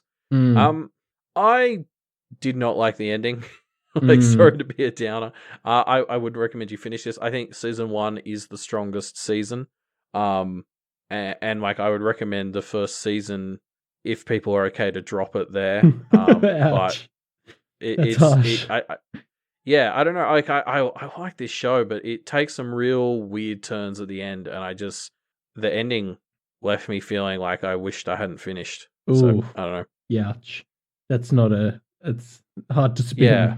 Like I feel bad saying that because there was some really good stuff in this show, but like I reached the end and I was like, oh, that's a bummer. Well, that is a bummer. Let's move on to Annihilation.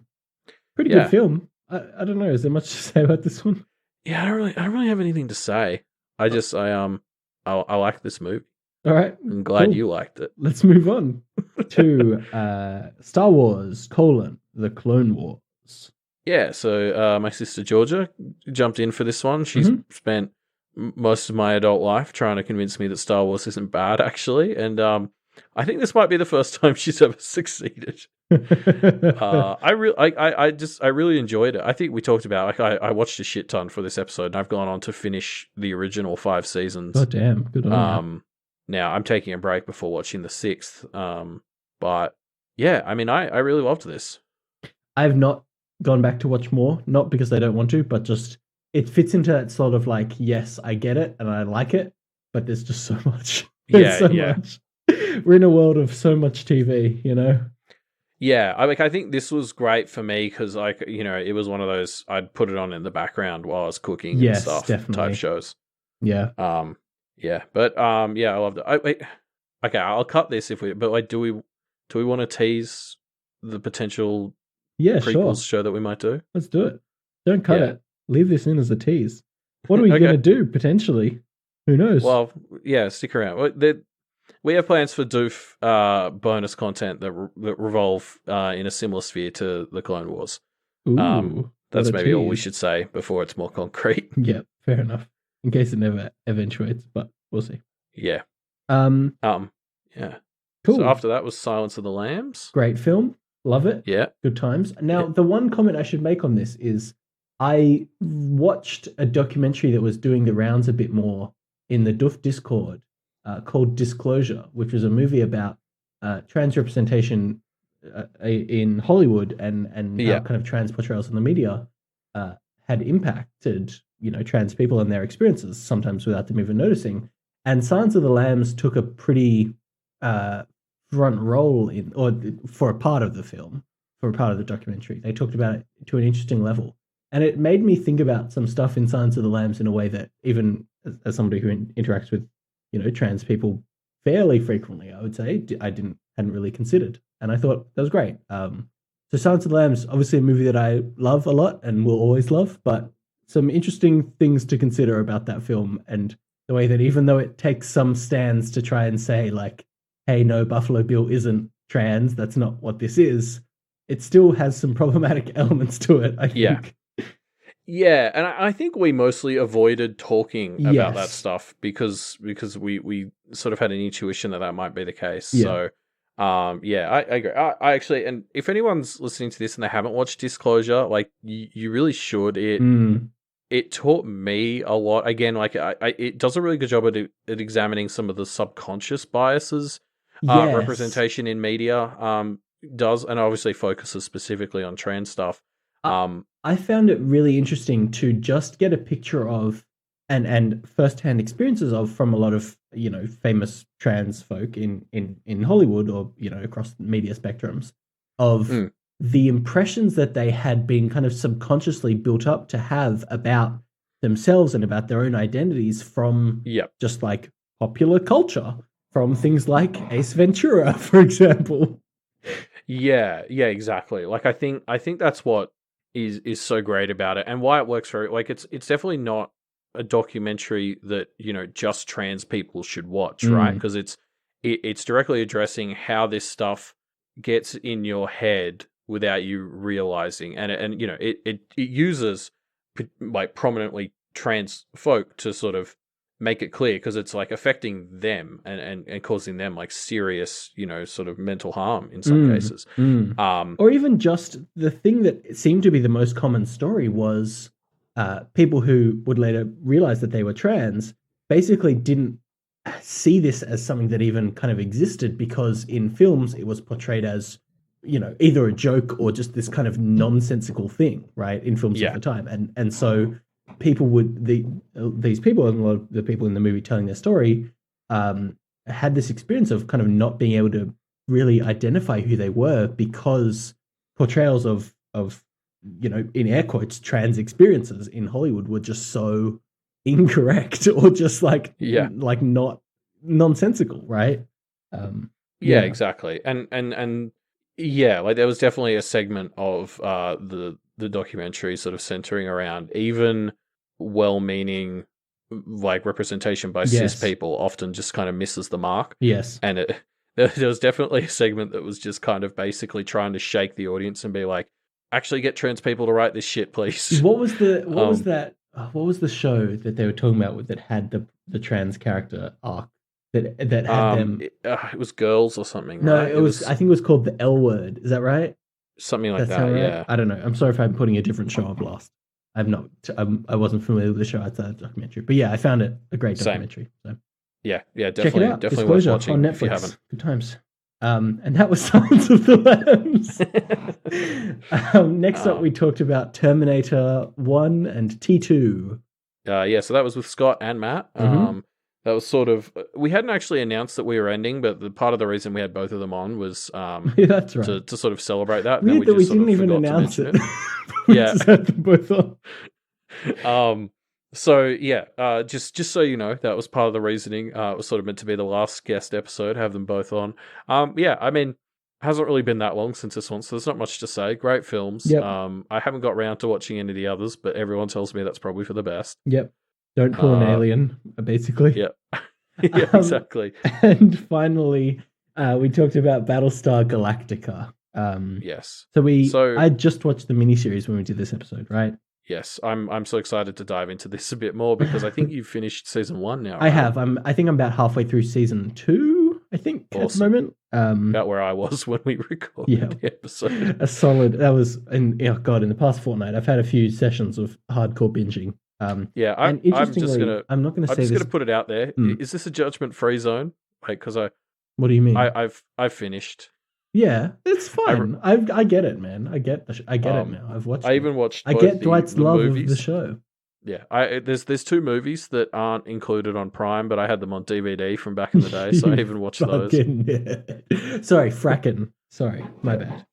But yeah, so tell us about season 1 because I think, like, honestly, there's going to be more to talk about probably in this episode. Fuck, I don't even like. It's hard for me to distinguish What's the end of season? I would just that's talk right. about everything you watched, honestly. Like, Okay, well, spoilers for half of season 2 as well. Where I'm Yeah. up to currently, actually, this will mark it. I just had the point where they met the Pegasus, the other Battlestar, and Ooh, there was yeah. some stuff that went down there, and that's all been resolved. And I think that's the most recent episode I watched, is the one where Admiral Kane, spoiler alert, she dies. She gets shot by a Model 6. Yeah, I mean, hard to not be on the Sixers side in that case. Yes, but 100%, because she does defend a rapist, which is definitely not a good thing. I was kind of like, the first episode where they meet Admiral Kane, I was kind of like, oh, interesting. Like, is she going to be like clearly a villain, or is there going to be some grey here? And it seemed like there was going to be grey, but then one of her crew, raped or didn't attempted to rape somebody. And then from then on, I was like, all right, well, she's a villain. No morally grey about it. Yeah, I mean, the argument in the show, it's considered more grey because she's they don't consider the Cylons people, but like as viewers, we have been trained to view them all a lot more intimately than the people. So, and it's never explicitly said, but it's heavily implied that she has condoned, or at the very least allowed, the repeated sexual abuse of a prisoner on their ship in a way that is incredibly horrifying. So, no morally grey stuff there, in my opinion. No, absolutely. I think, the funny, I talked about this on our Discord. Like, I had a completely different experience watching this now because I was pretty dumb as an 18-year-old, and I think I've often said that the ending to Battlestar Galactica is the worst ending for any TV show ever. Having just rewatched it now, and it's hard to tell how much of this is me having grown up and how much of it is having had the ending in mind as I watched the whole show. I was a lot more like, it's not great, but it's far from bad, and I think I was unfair to it in the past. Interesting. Well, don't spoil it, please. No, I know I won't. But what I will say is, this was the Admiral Kane bit was one of the things that made me realize how fucking stupid I was when I first watched the show, because she's literally called Admiral Kane, and they set up like a Cain and Abel thing. Yes. And I didn't get that when I watched it as a teenager. And I was like watching it now, I was like, she's even fucking called Admiral Kane. This show is not as subtle as I thought it was when I was 18. Like, it's right there. They spell it out for you. I think you're about to hit a really fun episode, I think, that I kind of want to talk about specifically, but I guess we can't. I love this show so much. It does so many cool things. I'm really enjoying it too. This is very uncommon for shows like this, and by like this I mean nerdy shows. But my girlfriend has gotten into it as well, which really is a testament to the quality of this show, because she's not into any of these kinds of shows that I watch. Well, I think it was kind of like Game of Thrones. This is what I said to her. It feels like it was the Game of Thrones of its day, right? Yeah, I think it was. I think Game of Thrones probably, I'm not the first person to say this, like, owes some of it, its ability to get created to a show like Battlestar Galactica taking off, because Battlestar Galactica is a character-driven show, and the sci-fi stuff is really just the setting. The Cylon stuff is just there to create conflict. Yes. And that is why it works. And it's one of those shows that evolves beyond its genre, because the sci-fi is the backdrop, not the point. Whereas something like Stargate, the sci-fi is the point, and the characters are there too. Yes. And like I love that, but like I get why other people don't. And something like Game of Thrones in the early seasons and Battlestar Galactica define themselves just as good character drama, and that brings people who don't normally like the genres in. Yes, 100%. Something interesting that Battlestar is doing is finally making me interested in the character of Gaius Baltar, which I didn't think would happen. But it is. The fact that he has kind of found a real Model 6 that he is now starting to fall in love with as a actual genuine thing, and not just a figment of his imagination / angel / whatever, is very interesting. Yes, we'll see. I mean, no spoilers, Gaius. Elliot. Shut your dirty mouth. But yeah, I'm really enjoying the show. So stay tuned, and I'm sure we'll have an opportunity to talk about it again on the Doofcast at some point. Yeah, so two quick things I want to talk about in season 1 while they're fresh off your head, fresh in your head. Like the Galactica Boomers plot. is just like it really hit me in this rewatch. It's so tragic. Like Yes. most of season 1 is you watching this poor woman go insane Yep. because And she doesn't get any happy ending. Nope. I mean, she does in the sense that I kind of got the vibe that I was meant to consider who I've dubbed New Boomer, basically an extension of Old Boomer, and in that, like, the happy ending of Old Boomer is kind of propagated through New Boomer. But if you don't think that and you think Old Boomer is this thing and her story is her own kind of plot, it's so sad. She comes so close to having sentience and humanity, and then just at the last second is fucked. Yeah, and I think like the thing that really circles around the tragedy is her relationship with Chief Tyrrell. Yes. Who like just treats her like shit after she gets found out, particularly because he's in trouble because he was sleeping with a Cylon. Well, when you say after she gets found out, she doesn't get found out in air quotes. What happens is that she tries to assassinate Adama, right? Like, yeah, I don't sure. know. I can empathize with Tyrrell for how he reacts after that happens. I mean, of course, but then like he kind of begins to forgive her, but it's not, right at the point where she gets shot by Callie. Yes. And then, so, but that kind of plot, that's what I mean. That kind of plot is continued with New Boomer, right? Which is interesting. Yeah. So it feels like New Boomer's plot is the continuation of Old Boomer's plot, even though they're not necessarily the same person. Although New Boomer's plot introduces the sticky situation of Tyrrell and Hilo. Hilo's sort of, they both have relationships with her. Yeah. It's very confusing. Yes. This is what happens when you have clones. The classic love triangle. Yeah. Well, not classic, but a love triangle, I guess.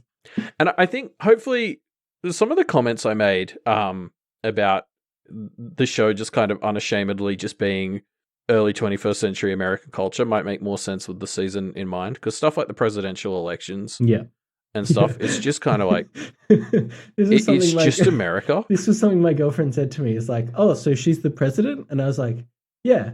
And then she was like, of what? And I was like, of the world. And then she was like, oh, right. So it's an American show then. Yeah. Which, fair enough. Like, yeah, there's so many little parts where, like, sometimes I force myself out of immersion for a bit, and I'm just like somebody will use an idiom or something, and I'm like, but they're meant to be in space from a different planet. Like, they're trying to find Earth. Yeah. And yet they're using idioms in English. Like, yeah, anyway. Yeah. Like, it's fine. Like, it's actually a good device, but there's this sort of me segueing into the point I wanted to touch on, which is Adama and Rosalind's leadership. What's your opinion of how they go as leaders of the... I mean, they still call it the 12 colonies. Yeah. I think they're great. I mean, they're clearly meant to be characters that we really respect and love. I think the flaws that Adama and Rosalind have are... They're the kind of flaws where if someone asks you in an interview, what's your greatest weakness? This is what you would say, where it's like, oh, I care too deeply about my people, you know? Like, and sure, maybe that's a flaw in an actual real, you know, political situation. But in a TV show where, yes, of course, they're going to move heaven and earth to save Starbuck or whatever, I can kind of be okay with it, you know? Yeah, see, I think that's the thing. I brought this up because particularly rewatching it over the past month and a bit, they're shit. Like, they're actually shit leaders. Oh, really? I think. Like, they're, like Rosalind in particular, I think she just is a literal prophet. So, like, in the real world, if somebody said, oh, no, I've actually been chosen by God to lead the people, I'd be like, what the fuck? You can't be in a position of power. But in this show, she is literally a prophet. So I'm kind of like, well, I mean, it's true. Yeah. God exists in this world, I guess. Oh, but like, I think they're both kind of blatantly corrupt and kind of like stick to the status quo. And there's just like a number of things where, like, I think the one I'm specifically thinking of is the one where they reform the Quorum of 12. Yeah. And the baddie, in quotes, Tom Zarek. Yes. Is mostly just making good points. Yes. Like, yes, he's a bit of a dick. And Rosalind, like, treats him as the enemy because she has personal issues with him. But, like, the best way she could actually undermine him is to just listen to the very good points he's making about the socio-political issues that the fleet currently has. No, I agree. And it just drove me nuts that she resorts to, like violence and using the military as a secret police when she could just like address the disparity in the economy of the fleet. No, yeah, I'm with you.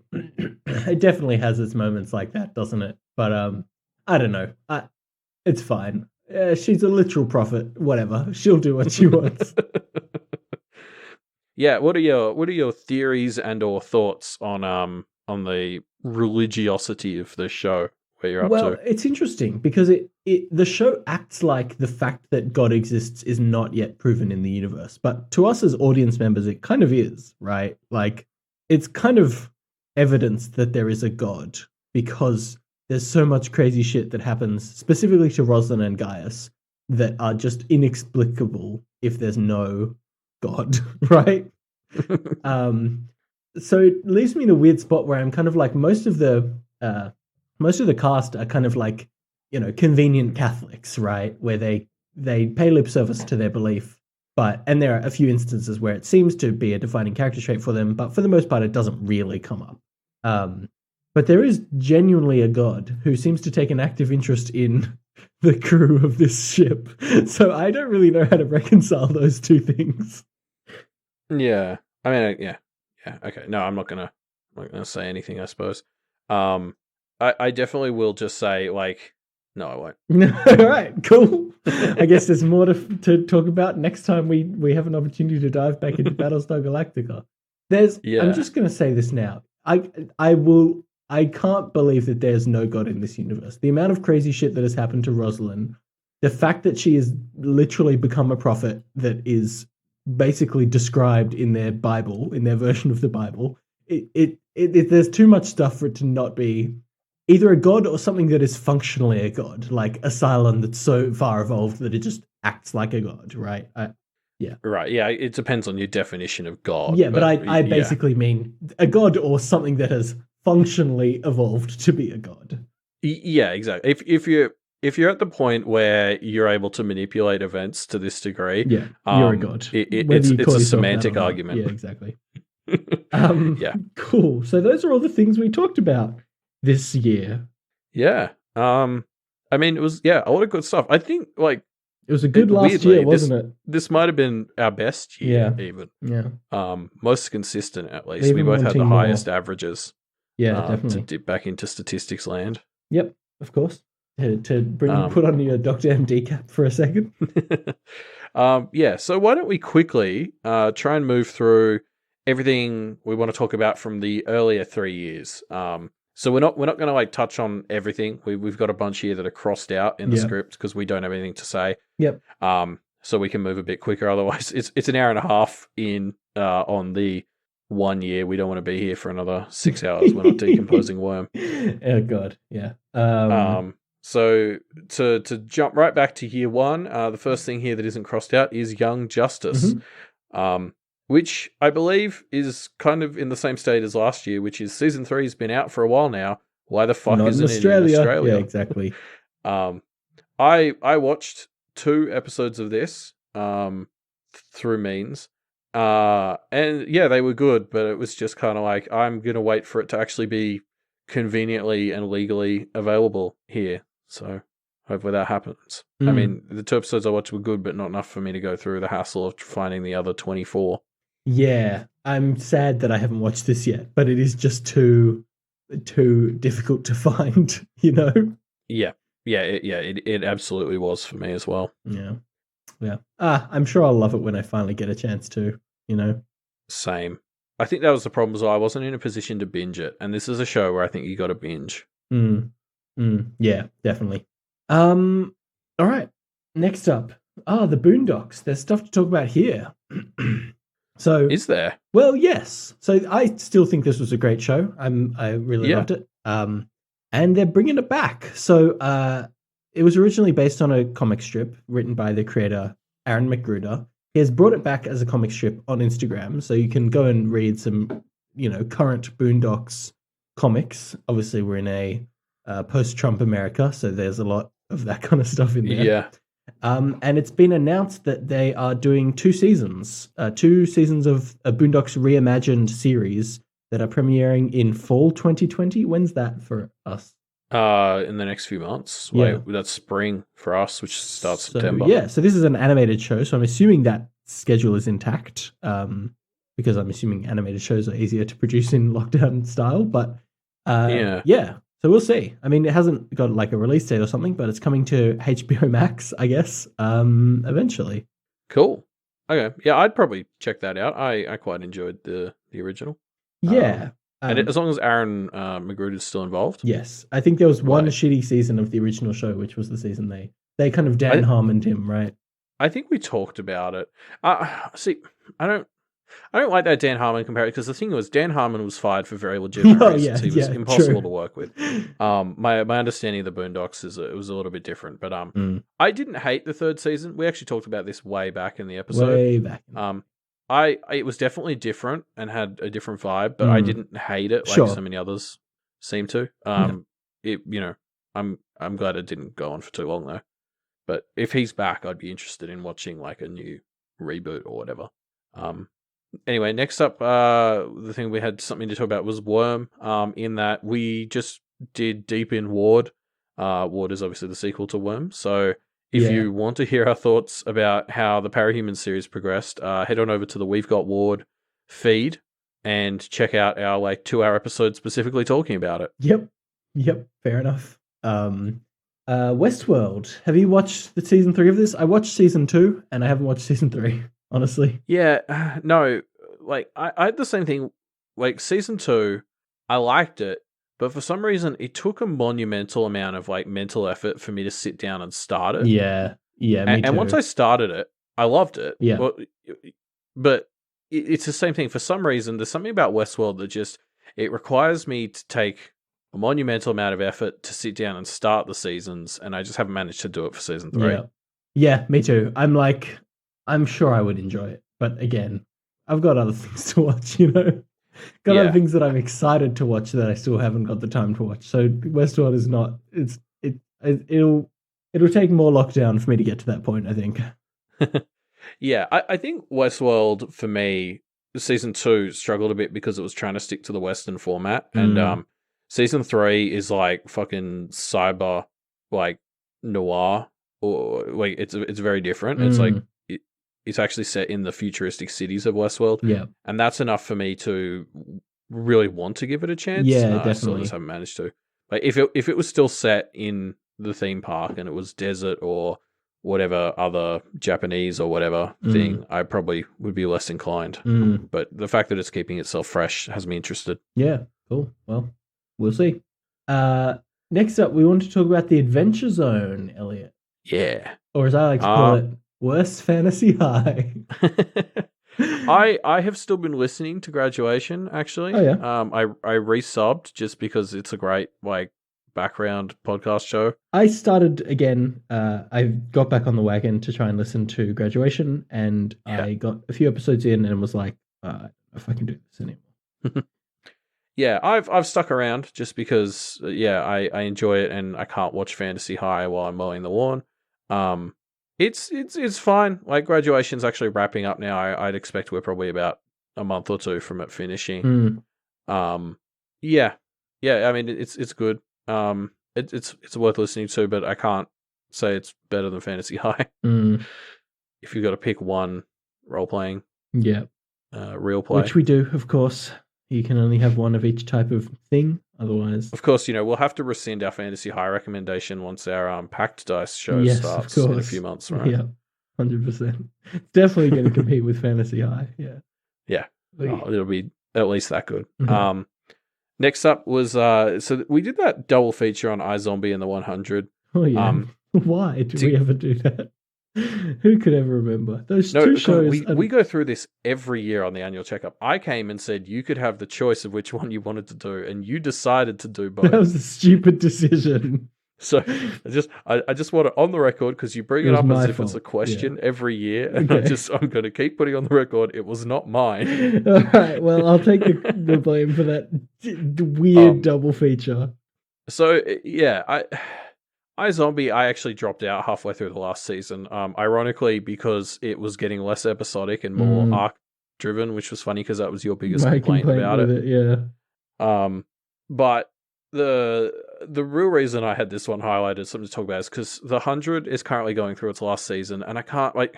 Is it going to wrap up on its 100th episode? Yes, they're getting exactly good 100 episodes. Good on them. Which is also just really sells. Like, this show is...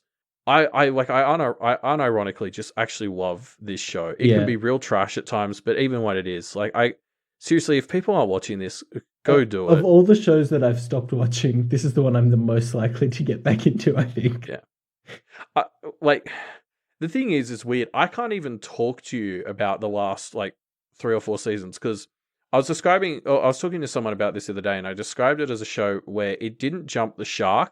It went and gathered a bunch of sharks, set up a shark hurdle course, and just went to fucking town. Like, you've seen, I think, like, the first season or so. Yeah. And, like, yeah, I couldn't even describe what's happening in the later seasons without spoiling, like, a lengthy series of twists that have led to the point that we're at now. That's so great. I love that.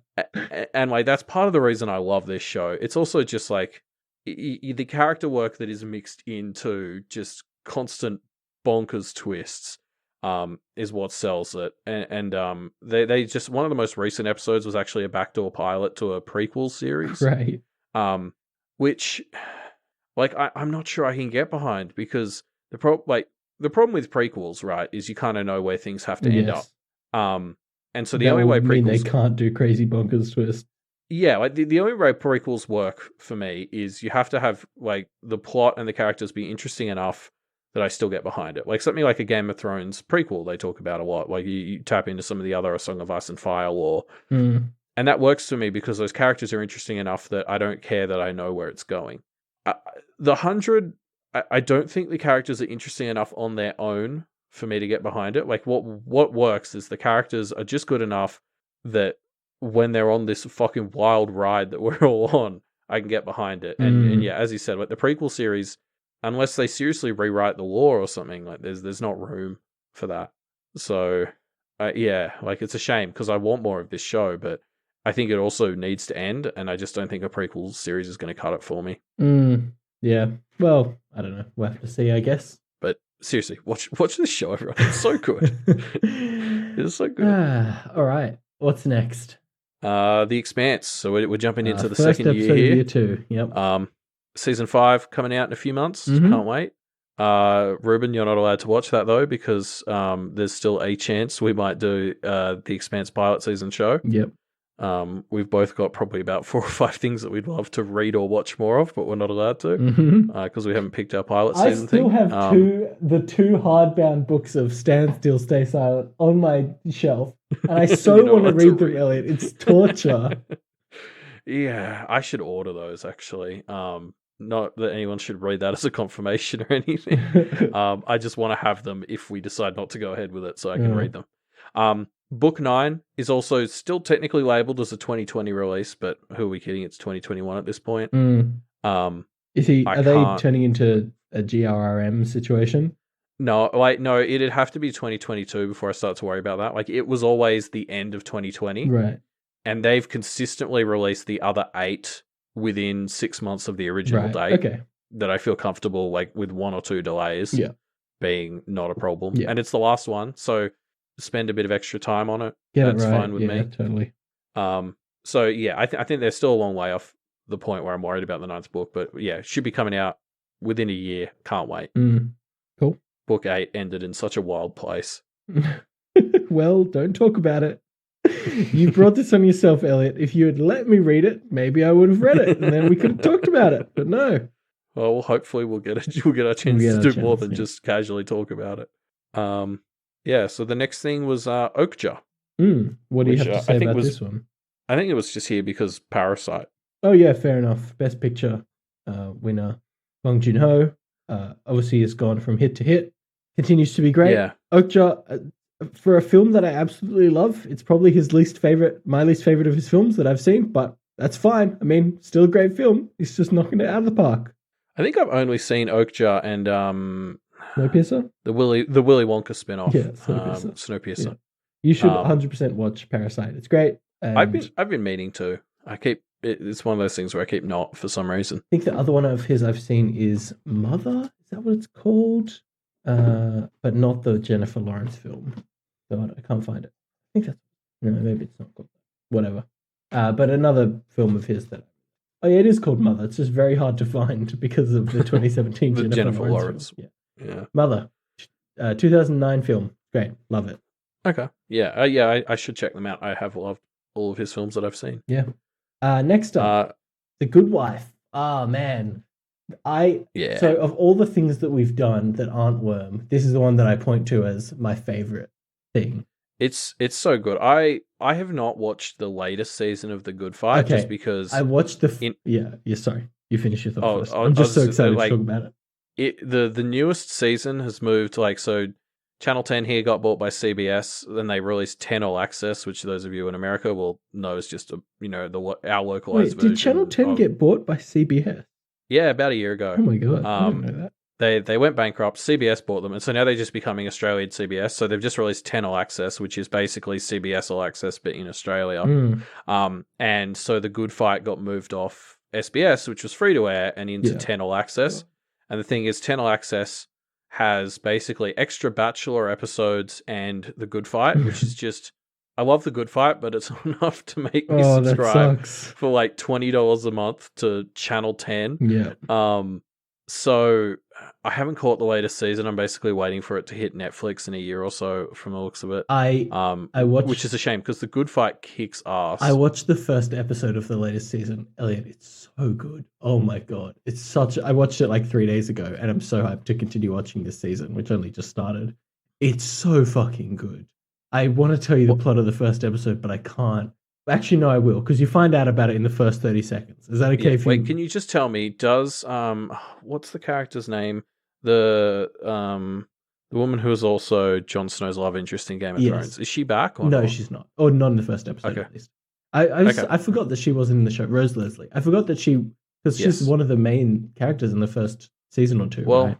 Yeah, that's the thing. She was technically the main character, or one of the main characters in the third season, but she really wasn't. And so that was like, when she left at the end of the third season, I was kind of like, yeah, I'm fine with this. Yeah. She's not back yet. So, okay. Now, if you look up the plot summary, or like the one sentence, the like description of the episode for the first episode, you'll find out the thing I'm about to tell you. Are you okay with me telling you this? Yeah, go for it. So the episode is... You know how the first episode of The Good Fight starts with Donald Trump getting elected? Yep. And Diane Lockhart watching that on the TV and kind of freaking out. This first episode starts with a flashback 3 years earlier and Hillary gets elected. And then from then on, it's like an alternate what if of if Hillary had won the 2016 election. And it is incredible. It is so fucking good, Elliot. It's amazing TV. I don't want to tell you where it goes, but it's just great. You have to watch this show. This show is so good, everybody. Yeah, I think I will admit The Good Fight has sometimes gone into what I would classify as like weird places, like particularly with Diane. I just think some of her stuff in seasons 2 and 3 just kind of got a bit too wonky. Just weird. Like all that underground resistance stuff, and where she was kind of like losing her mind. It just... That didn't land for me, but like that's the only part of the show that has kind of not worked for me. Every other character is just fascinating. Well, give it a shot and tell me what you think. Honestly, this is, I think, the only show that I'm watching that is actively political, and I enjoy it so much. It's just so cathartic to have a smart show tackling political issues in a way that I feel is interesting and has unique perspectives. Yeah, I would agree with that. And that was mostly why I found the Diane stuff annoying, was because it wasn't about that in the end. Whereas I think like the rest of the show generally is. Yeah. Yeah. Like, it's very smart. Well, you'll like this episode then, I think. Cool. Yeah, there's a moment in it that literally made my jaw drop where we find out who the client is that Diane is going to be interacting with for this episode. And I was like, oh my God, this is the best twist I've ever seen. Anyway, go enjoy it. I can't wait to check it out. Well, the next show we had on the list was the next thing we had to talk about was We Are Legion, We Are Bob. Book 4 of this is out in September. It was basically the only reason I'm I've got it up here. Yeah, I don't have much to say about it. I think I had finished the books when we did our episode, or we've talked about them since at least. Yeah. I think in the last annual checkup, we talked about them as a full trilogy. I just mostly brought this up because I want people to know, in case they don't, that it's only about 2 months till book 4 comes out. Mm. And I think it actually got split into 2 books, so it might actually be like a book 4's out now, and in a year or so, book 5 is out. Yeah, cool. Final Space is next on our list to talk about. Yeah, because I think season 2 hadn't quite come out, or we hadn't quite watched it in the last annual checkup. Yes. So I just wanted to do it here because we're now in year 3 of our episodes, and I really, really enjoyed season 2 of Final Space. Yeah, I did too. It's one of those shows that sits in a weird spot where I really, really enjoy it at the time, and then I don't think about it for a year, and then there'll be a new season. I'll be like, oh fuck, I really loved that. Yeah. And I'll binge it again and love it. Yeah, it's a weird one. But for some reason, I don't think about it when I'm not binging it. I have the exact same reaction. I don't quite know what it is. Maybe it's because it's a bit too... I don't know the word for it. I'm just going to say a bit too Rick and Morty for me to feel comfortable talking about it to people frequently, you know? I don't know about that, because like the issue with Rick and Morty, to my mind, is I don't want to be associated with the fan base. Yes. Like, I have no trouble saying I love Rick and Morty, except that it's been involved in so many fuckwits doing stupid things that, like, I don't want to be associated with them. Yeah, fair enough. Whereas, like, Final Space, that's not the right wording. As far as I'm aware, it doesn't have any wacko fans. The word I'm looking for, I guess, is it feels a bit too, and maybe this is an unfair criticism, but it does feel a bit juvenile when I'm watching it. But then I do really enjoy it. And I think it's just the main character who gives it this effect, right? Yeah, although I will say I found him a lot more bearable in season 2. Like, I really felt like season 2 addressed most of the criticisms I had with season 1. Yeah. And in fact, they even outright joke about that. Yeah. There's actually a joke where the main character says that he's not popular on Reddit, which sort of, to me, sold how responsive they were being to the feedback. Yeah, fair enough. I really did enjoy season 2 as well. Did you see the trailer for that new Star Trek show that's Final Space Star Trek? Do you know what I'm talking about? No. So they're making a Star Trek show. I think it's called Star Trek Lower Deck or something like that. Let me just confirm. Star Trek Lower Decks, yeah. And if you look at it, you'll recognize it's the character design of Final Space. Oh, like God, it is too. Yes. It 100% is Final Space, but Star Trek, basically. I'm trying to... What's the guy's name who's the creator? Oh, Olin Rogers. That's right. I'm not actually sure if he's involved with Lower Decks or if it's just like totally ripping it off. I don't really know, but it just looks like it, and I'm keen for it. Looks good. Yeah, maybe I'll finally watch a Star Trek thing, because that's been the weird gap in my sci-fi. I've never watched any Star Trek outside of the J.J. Abrams films. Yeah, true. I haven't even watched those. I've literally had no exposure to Star Trek. Actually, you know what? Speaking of shows that I really enjoy binging when they come out, and then I don't think about them for a year, Dragon Prince had another season since our last talk about it. I haven't. Yeah, it's just not been on my brain at all. I should watch it. I love it. And okay, yeah. I know I talk about this every time we talk about this, but Jack DeCina has a YouTube channel, Chris and Jack, where he does sketch comedy with his friend Chris Smith. It's so good. They're so good. Please go and watch it. It's so funny. They're so great. Support their Patreon. I was looking at their Patreon the other day, and they have like so few patrons, and I think they're the online creators that I love the most. They're like up there with BDG to me. And it's crazy to me that people don't support them more. So go watch their sketches. They're awesome. Thumbs up. It's not really to do with the Dragon Prince, but the Jack DeCina link is there. Yeah. No, that's fine. Yeah, like, it's weird. I don't really have anything to say about this because I watched it, 7 or 8 months ago.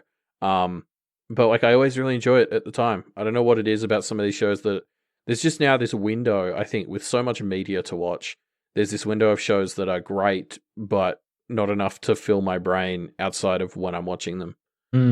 Which is, how spoilt for choice we are in this day and age. So So the next two things I wanted to talk about, I'm just going to lump them together because I basically have the same comment about both. This is The Good Place and Orange is the New Black, which both had finales since our last annual checkup. Yep. And I thought both finales absolutely kicked butt. Yeah, I agree. Good Place, great. Orange is the New Black, really enjoyed it the whole way through. I think The Good Place was really interesting to me in that it actually mostly addressed everything the show had been talking about with about 3 episodes to go, and then kind of had an epilogue with its own character and story arc in like the last 3 episodes. And I'm so glad they made that choice because I think they had a really fantastic message at the end there, and I really just liked everything about it. Yeah, I agree. It was one where I was getting nervous as it approached the end of whether it would be a satisfying ending, but it was. Yeah, it absolutely was. And that's a tricky thing to do when one of your major themes is like philosophy and the meaning of life, because you can't always necessarily answer something like that. Yeah, especially in a world where like the afterlife exists. It's hard to have a message that feels satisfying in that universe, but also in our universe where obviously that's not like a thing that you can just assume, right? Yeah, I agree. And so I was very impressed with the way they managed to do this in kind of what felt like an epilogue. Yeah. And then, Orange is the New Black, I think, ended at the perfect time. Like, the season 5 was probably the best. And it went a little bit downhill in 6 and 7, but managed to, cut itself off. Well, yeah, I think it had parts of that, but it did start to get into some more interesting political stuff, which I thought was great. Yeah, that was the other thing I wanted to bring up. For season 7, I think that was really the season of the show where it felt like it was being made in a post-2016 world. Yes. And it did some really interesting stuff there, but I think in terms of character, it was probably the right time for it to end. Yes. Because that way it got to end on a pretty strong note. Yeah, definitely. I agree with that. 2 thumbs up. What's next? Explained. That's right. Explained. Boxes Explained. Yeah, because there was a season 2 of this. Again, fascinating show. Like, this is a great one to just chuck on when you have 20 minutes and you feel like using your brain. They almost always teach you about a cool new stuff. Season 2 did this interesting thing where there were only 10 normal episodes, and then there were 5 episodes specifically dedicated to like sex and love, and 5 other ones dedicated to like the mind. And so in those ones, they kind of deep dived a bit more into like specific, topics related to the mind or sex and love. And yeah, it was just, same points we had about season 1. Like it teaches you so much cool shit about stuff you didn't really ever think about. Yeah, great show. Thoroughly would recommend it. Now, the next one we have here is Game of Thrones. And Reuben has just written a note here that says, Sansa Stan interesting. Yeah. So let me talk to you about this. And I've been waiting literally weeks to find out what the fuck he means by this. Because obviously Game of Thrones is a show that nobody's talking about or cares about anymore. Or is it? Is my question to you, Elliot. Because my girlfriend, who is featured recently being discussed on this very same episode right here, is the only person I know who is still very into Game of Thrones and will go back and rewatches episodes and all kinds of things. And I've talked to her about this. And the reason is she's very interested in Sansa. Sansa has always been her favorite character. And she feels that of all the characters in Game of Thrones, Sansa was the one that had the most compelling conclusion to their arc and was left the most intact, which I think is a statement that I agree with in general. I would have phrased it as the one who was the least ruined at the end of it, but fair. So that has led to her being like totally cool to just go back and watch episodes and still and apparently, and I can't verify this, but this is what she tells me, the Sansa Stan kind of group, whatever, stanza, they call them the stanzas, I guess. Sure. Is the one group of Game of Thrones fans that have survived because they care about Sansa, and so there's still like Sansa, and to a lesser extent some Arya like gift posting and stuff on the internet where everything else has just gone completely away. Yeah, I mean, I can see that actually. I always had a soft spot for Sansa because I think like 2 seasons or 2 books in, I hated her because I was coming very much from this place of like all the Starks are so cool and brave, and Sansa's just this little whiner who's siding with the Lannisters. Yeah. And so kind of when she starts to grow into herself in the later seasons, like I had to eat so many words with regards to that, which was like really fun. And definitely when I would go back and reread or rewatch stuff earlier, like I came at it from a much better perspective and appreciated her more. So I can totally see why Sansa would resonate with so many people. Yeah. So I think it was just 3 or 4 days ago. My girlfriend rewatches Game of Thrones fairly frequently, and so I have been watching some episodes with her. It's a great show. I mean, if you just forget about the ending, it's great. Just pretend. Yeah. Pretend what happened to the books has happened to the show. The most recent episode I watched was the one where the Hound is kind of on trial by combat up against Beric Dondarrion. And they have that fight, and it's great. And Arya's there, and I'm like, man, this is such a good show. And then I just try and forget about it. But I enjoy it when we rewatch the episodes. I mean, George R. R. Martin posted on his blog not like 2 weeks before we were recording this that he's made really good progress on the Winds of Winter during lockdown. Right.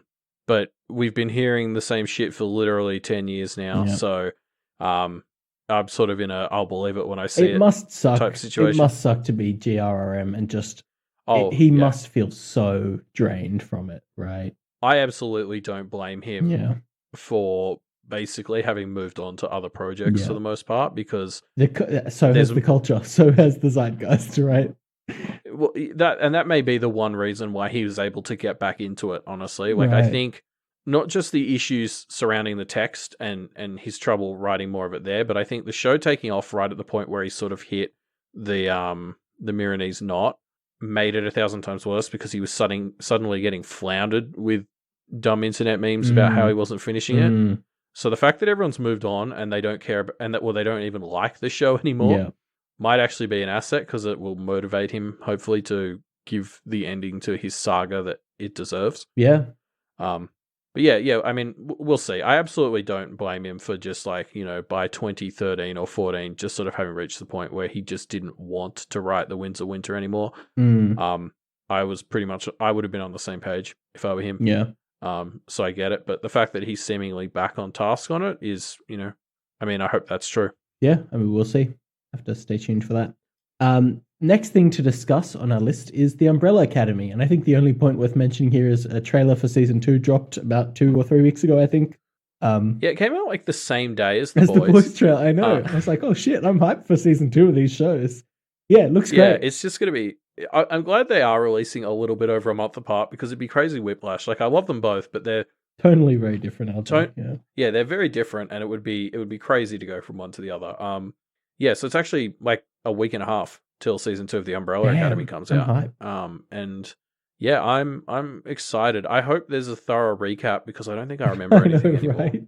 It's the kind of plot that's so confusing, but I'm sure it'll be great. Yeah, it was a convoluted time travel plot. You need to recap that shit for me. When's the Alt-Shift-X video on it coming out, though? Am I right? Yeah, right. I think the next thing that we wanted to quickly mention was David Tennant does a podcast with... Yes, there was basically a teaser for a season 2 that was released like a month ago. Was it? Because basically it was just an audio clip. I saw this. I was like, oh, a new episode of David Tennant does a podcast with him. And I was like, oh shit, awesome. And I went to check it out. And it was just him saying, hello there. And that was it, right? Yeah, I think because I looked something up after I got that, and there was like a thing on their Twitter saying there was more coming soon. Oh, okay. Thank God. I think it was meant to be like a teaser that there's more coming. Yeah. Well, hopefully there's more coming. The funniest thing happened, because it was I booted up the thing in my podcast app, and my podcast app is one of the ones that adds ads to things. And so it started with an ad for whatever, I don't know, Woolworths or something, 45-second ad, and I kind of skip ahead a bit, get to the thing. It's just David Tennant saying hello there, then it adds another ad. And so what I thought was like a 2 or 3 minute audio clip turned out to just be 5 seconds. It was just so disappointing. Oh, it's like you're listening to Alice Isn't Dead again. Yeah. Oh God. Topical. No, not really. All right. So that brings us to the end of year 3. We should quickly go over some of the bonus episodes. Yeah. From year 2 as well. So we had we did our showdown between the avatars. Mhm. Obviously, we've done a lot more of those on the Doofcast, and hopefully, maybe we'll be doing more. Yep. There's also the The live action show yes. is still on track because it's being produced in New Zealand, which has been like on top of the Their 2020 response, events, yep. more than most other places. Good work, So Jacinda. production's actually still moving forward at the moment, from Good what on I've it. heard. So stay tuned. Optimistic for that, Elliot? Yeah, I remain optimistically hyped. I've heard they're basically like they've got the original composer, they've got the original creators, some of the original writers. The only thing I haven't seen is the original choreographer. I feel like it's underappreciated how insanely good the choreography was for that show. Because it's animated, I don't think people realize how good the choreography was. Yeah. So that's the only potential missing link. I will be. I would like them to get some of the cast back, especially Jack Decina, who, speaking of, has a YouTube channel where he does sketch comedy. Chris and Jack, check it out; it's great. I would love for them to find cameo spots for as much of the original cast as they can, even if it's not until we get the Ember Island Players live action episode and it's all of the voice cast doing the Ember Island Players. Get them all back. Dante Vasco, Jack Decina. If we make it that far, that just has to happen. That is just what it has to be the case. Mae Whitman. I could see Mae Whitman doing a live action guitar on Ember Island Players. Yeah. It would be great. Yep. We did an episode on Marble Olympics, or as it's now known, the Marble League. I still don't understand. So that the premise of the name change is that apparently the Olympic Committee owns the trademark for Olympics. Yes. Which is just bullshit. I mean, yes, but they had the channel taken down. Like, it was very serious. I remember he had to redo his channel and everyone had to resubscribe. It was very dramatic at the time. No, that was a different thing. Was it? No. Yeah, no, that happened because he deleted his Google Plus account. That was actually tied to his YouTube account. Oh, I'm conflating two things. Shit. Because then he got the new account made and basically was getting all the subscribers, and he started re-uploading his videos, and YouTube blocked him for uploading somebody else's videos. Poor and he Jill. basically had to get some other famous YouTuber to get YouTube to like unblock his new channel. Yeah. It was such a joke. Damn. Anyway. But the current Marble League is going on. Weirdly sponsored by Last Week Tonight with John Oliver. A weird pairing, but one that I think has been great. The production value is excellent as usual. It's one of those weird things where like it seems weird, and then the more I thought about it, the more I was like, no, this is perfect. Yeah. No, it's working really well. Every episode, whoever wins the gold medal, they get $5,000 donated to a food bank in their name. And I don't know what that like. Did the food bank get a donation that's like, oh, this is from the Roho Rollers? And they're like, what the fuck is that? I have no idea, but it's great to think about. So I'm really enjoying it. Yeah. My team, the Green Ducks, is not doing so hot at the moment, unfortunately. Oh, Crimea River. Yeah. Well, yeah. And then feed it to the Oceanics so they can do better. I feel bad. I used to be in a Rangers stan and they're doing very well at the moment. So I feel like I should jump back on that bandwagon, but also their fans are so annoying. They're like the Rick and Morty of the Marble League, right? So. They're the Collingwood. That's a joke. 2 people listening to this will get. And I'm not one of them. It's AFL references. No, the thing about it is, okay, so the Oceanics are doing terribly as they did last year. As they do every and year. I'm beginning to suspect I'm cursed, because what I decided 4 events into the Marble League was I would just bandwagon another team, because I was like, okay, the Oceanics still haven't recovered from 2019. Yeah. I'm just going to bandwagon someone else so I can experience fun. Yeah, who'd you pick? So I picked the Mid-Team Maniacs, who since Event 4 have just been dropping like flies. They did good for like the first few events, right? But then... Yeah, that was why I picked them. I was like, they're probably, like, amongst people I know who follow the Marble League, they were the least represented of the current top teams. So I was like, okay, I'll bandwagon them to be a bit unique. And since then, they've just plummeted. So, like, it's me. Yeah, like, I must be the problem. The Oceanics are going to start picking up again. If you don't know what we're talking about, go check out the Marble League. It's great. Yeah, it's sport in its purest form. We also had Agents of S.H.I.E.L.D., which we talked about, which, again, like, I've been watching it. It comes out the same day as The 100. They're the only 2 shows currently coming out on a weekly basis for me. And one of the highlights of my week is sitting down on Thursday nights and watching The 100 and Agents of S.H.I.E.L.D. Yeah. They're both on fire. Yeah, it's killing it, huh? Have you been watching the latest season? I'm a few episodes behind, but I've watched the first, I think, 4 or 5. Yeah, they're having a lot of fun with just going ham on the like with so there's time travel Yes. involved in this last Yes. season, and they're just doing all sorts of I don't know, like Shenanigans. homage episodes. Oh, Like they just did a noir one. they're Legends where of Tomorrowing, is what we call yeah, it. yeah, basically. So like if you're 4 or 5 in, you must have seen the one where Coulson is seeing the world in black and white, and also like can hear his own I thoughts don't as a think I monologue, saw and that it's just one. and it's just a detective noir Sounds episode for no great. reason. Sounds great. Yeah, they have a 70s episode. Nice. Yeah, it's kind of like Legends of Tomorrow, but not in a stupid way. Just in like a very serious Yeah. sort of way. Good stuff. Yeah, and it's shaping up to wrap up in about 5 episodes, and it's been such a consistent show Yeah. from start to Yeah. finish. Oh well, just after start till finish. I can't wait for it to end on what's looking to be a high note. Yeah, good stuff. Good work. Actually, too. we'll just jump ahead a bit to Legends of Yep, Tomorrow why not? since you brought it Yep. up. This show is still 10 out of 10. Go and watch it. Mm-hmm. Everyone, please. It's a show that celebrates its own stupidity. Yeah, like the finale to season 5 has them like fist fighting fucking all the biggest serial killers of all time to I forget the name of this 80s song. It's the stupidest show, and I love it, and it knows it, and it's great. Good Go watch stuff.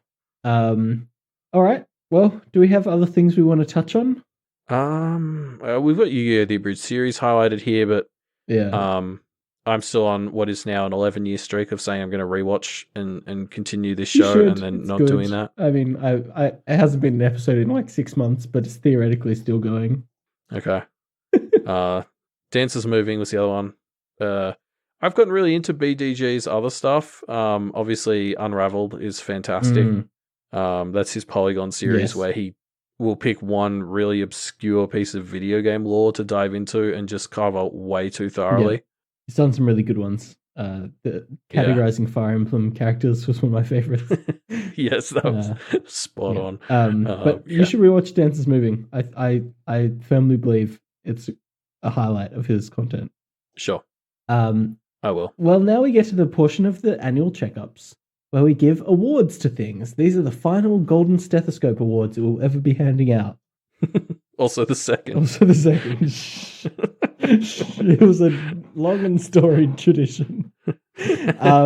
So yeah. First is well, why don't we start with the Reuben's Choice Award? Yes. This is the favorite thing that Reuben was prescribed this year. And the answer is, and maybe it's a bit of recency bias, but I do think it's the correct response. Battlestar Galactica. Great show. Love it. It's just really good, folks. Yeah, I think that's probably fair. It's probably one of my favorite things I've given you. I weirdly saved it for last. Yeah. I'm still not sure why I did that, but anyway, yeah, it's a great show. Yeah. Yeah. Cool. And corresponding with the Reuben's Choice Awards is the less prestigious but still valued Elliot's Choice Award. Elliot, what was your favorite thing you were prescribed this year? Yeah, I think my favorite was one of the earliest. It was Dairy Girls. Dairy Girls, good choice. A great show, honestly. Yeah. Like as I said, I've rewatched it a few times since it was prescribed less than a year ago. So, yeah, solid show. Cool. Then we have the Most Improved Award, which is the award to a prescription that we like. We've fallen in love with even more since we covered it in the 2-week span. So, last year the Adventure Zone won, which really shows how much things can turn in a year because we've kind of discarded it now for Fantasy High. Yes. Despite the fact that a year ago, I think that was as what was the arc that was set in the small Amnesty? Yeah, that was as Amnesty was wrapping up, and there was some great stuff going on. But yeah, I mean, do you have any thoughts? This is one of the ones we forgot to prepare earlier. I mean, one of the only ones I've really continued watching is, we've got Cabin Pressure, which I think is a fair contender. The problem with Cabin Pressure is I think I was already so in love with it's not Most Improved. It's just it continued to be very good. Similar to Fantasy High. I mean, Fantasy High was great the whole way through. I don't think we could call that Most Improved. It was just awesome. Yeah, like this one's meant to focus on things that got good or that got even better after we finished. You know what? Covering maybe didn't get love for this in its year, and so maybe we should give it a retrospective most improved. Yeah. The 100. I feel like the 100 deserves a yeah. most improved award. You know, and we didn't. That's I don't think we definitely gave true, it to 'cause one. Gave it one, but fair. Because we only really covered season 1, and season 1's good. The second half, especially, but yeah, like it just continues to get better. Yeah, I'd be comfortable giving it Yeah. the most improved. Yeah, yeah. I mean, I think from this year's thing specifically, which is a rule I've just made up as something we need to consider. No. I mean, the rules have been unchanging to the Golden Stethoscope since its inception. I would put the Clone Wars as a candidate for myself for this year's stuff. Fair enough. I know you didn't continue it, so it maybe shouldn't be eligible. I did like it. I just didn't continue it, you know? Yeah, exactly. But like, that show just continued to win me. It got better and better as it went on. The later seasons got less episodic, and that was to its benefit. Okay, fair enough. Clone Wars can take it home. We'll award it. Yeah, why don't we jointly award it to the 100? To the 100 and Clone Wars. Congratulations. Clone Wars. Yeah. Most disappointing now, conclusion. Why do we have this? Is such a bummer. I know, award. but it's a hotly contested one this year. So the candidates I think that we've put forward are Game of Thrones. Obviously, should get its honorable mention. I think it was our winner last year. It did win last year, and frankly, the ending was so atrocious that it's left a bitter stain in our hearts that puts it back up as a nominee this year. Alice Isn't Dead. I added You've Alice, nominated Alice for this Isn't year. Dead. Yeah. As the only one who did finish it, I feel like I'm being harsh on this show because a guest brought it to us, and I did really enjoy it, but like I just hated only the ending. Everything else about the show, loved it. Ending, bad. And the other one that I've put here, potentially controversially, is the Adventure Zone, which is something that I've called on so aggressively that I've completely dismissed it from my life in favor of Fantasy High. I think I don't like Taz being nominated for this, not because I think it got bad. I just think you found something else that you love more. And I think it's unfair to hate on the Adventure Zone for being around the same level of quality as it has been for a while. Yeah. Because you've moved on to something better. Yeah, fair enough. So does that mean Alice Isn't Dead gets it? Yeah, I honestly, I think it deserves it. I haven't seen the ending, but I don't like it. All right, our next Golden Stethoscope is the most surprising like. Yes. What did we really not expect to enjoy, but really you did in the end? Yeah, I mean, Clone Wars is another one that at least deserves an honorable mention for me. I definitely went into that one expecting to come back 2 weeks and repeat a conversation Georgia and I have had many times in the past, which is, this is Star Wars and I still hate it. I'm tempted to throw my hat in the ring for Battlestar Galactica here in terms of, like, you've brought so many science fiction TV shows to me on this show, Elliot. Stargate, Expanse, Dark Matter, to name a few. And they've all mostly been fine. Expanse is probably the best of those ones. And so my hype levels were moderate to low for another science fiction show. But I really have enjoyed Battlestar so far. So yeah, I'm fine with that one. Because as I sort of touched on, I hated the ending when I watched it 10 years ago, and I came into this expecting to once again hate those aspects of the show and the ending, and I actually loved it. So even for myself, prescribing it to you, I was surprised by how much I loved it. Yeah. A new category at the Golden Stethoscopes is the Most Prescribed Award. Elliot, what have you prescribed to other people the most from all the things that we've talked about? So are we limiting this to this year or just overall? I think let's go overall. I mean, you can't say Worm. Yeah, I know. Well, we're not allowed to just give awards to Worm. It's unfair to all the other categories. You're the one who introduced the category and then set limitations that clearly just mean Worm has to be considered.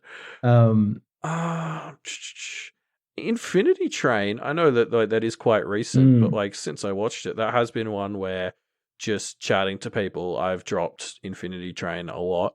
One that has come up for me a lot is Crazy Ex-Girlfriend. Is something I recommend to people a fair amount. Dairy Girls Girls is another strong contender. What should we give this to? I'm comfortable giving it to Dairy Girls. I think Dairy Girls might win this. Yeah. I do prescribe Dairy Girls to people a lot. Yes, I think Dairy Girls deserves to win this one, and I don't think it's won any other awards. Yeah. So good on you, Dairy Girls. It won the Elliot's Choice Award, the one that I gave out. Never mind. Elliot, how can you forget that? Anyway, and good night for Dairy Girls, taking home 2 different awards. Yes. And then finally we have the traditional final award, which is the reigning champion, which is the best thing we have discussed in the history of this show. last year Worm won it. This year the two nominees are Worm and The Good Wife. I mean, every year I want something other than Worm to win it, just because Worm is such an obvious choice. But really, if we look at it, only one thing on this list has fundamentally changed our lives, and that's Worm. Like, I'm sorry, but it just is. Like, it's clearly so fundamentally transformative to the way our lives have gone. Yeah, I have to agree. Like, I think I agree. I'm on exactly the same page. I don't want to give it to Worm because it feels like the boring and obvious choice. But as you said, you can't look at just our lives and our doof presence and not see the effect that entering the Wild Bow Nation has had on every part of our lives. Yeah. And that's it.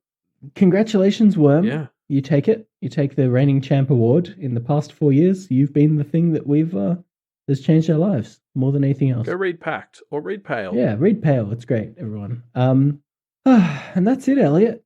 The show's over. Yeah. There's one more heading here. The final thing to be discussed. Yes, it's normally at this point that we would give you a clue as to the identity of the mysterious statistician. Dr. M.D. That was this week's clue. The strange character. Dr. M.D. Should we talk about where this came from? Because I think if you listen to our other shows, you'll know that we never really have had outros. But when we started doing Media M.D, it took us a few episodes, but we eventually got to the point of being like, hey, we need an outro. Like, we should have an outro, right? Like, something to say at the end of the show. And so Reuben basically came to me and he said, hey, Elliot, don't worry about it. I'm going to do it. Just get ready to answer my question. Yeah. And he didn't tell me what it was, and then he dropped the Dr. M.D. thing on me. Yep. And from then on, the fake ARG of Dr. M.D. was born. It's great. But there actually is an answer to the eternal question of who is Dr. M.D. and why is his blank so blank? And that answer is whoever else uses my desk, because I always just pick something that's on my desk and say that. And that's the answer. Yeah. So I guess, does that mean the answer's me? You're Dr. You've been Dr. M.D. this whole time. What a shit twist. You think after spending 4 years analyzing media, we'd come up with better writing? Nah. We'll fix it in post. All right, folks. I mean, thanks for joining us on this fucking 2.5 hour long finale. Yeah. I mean, I'm kind of happy with this being the longest podcast episode we've ever done. I think that feels appropriate. Yeah. I mean, apart from the 24-hour live stream that was one big podcast episode. Oh, that doesn't count. All That's right, a different. fair enough. It's a whole different ballgame. Yeah, shit. Good ep. All right. Well, thanks everyone for joining us. Now we don't have an outro. And who is Chief MD? And why is her leg so long? Elliot, why don't you give the listeners this fortnight's clue? If you want more of us, listen to Pale Reflections or check out the Doofcast. We'll be on there. That was a long clue. Yeah, it's a weird clue. We'll see you next fortnight. Oh, that's so sad. All right. We'll see you next time on our other podcasts. In the next one. See you, folks.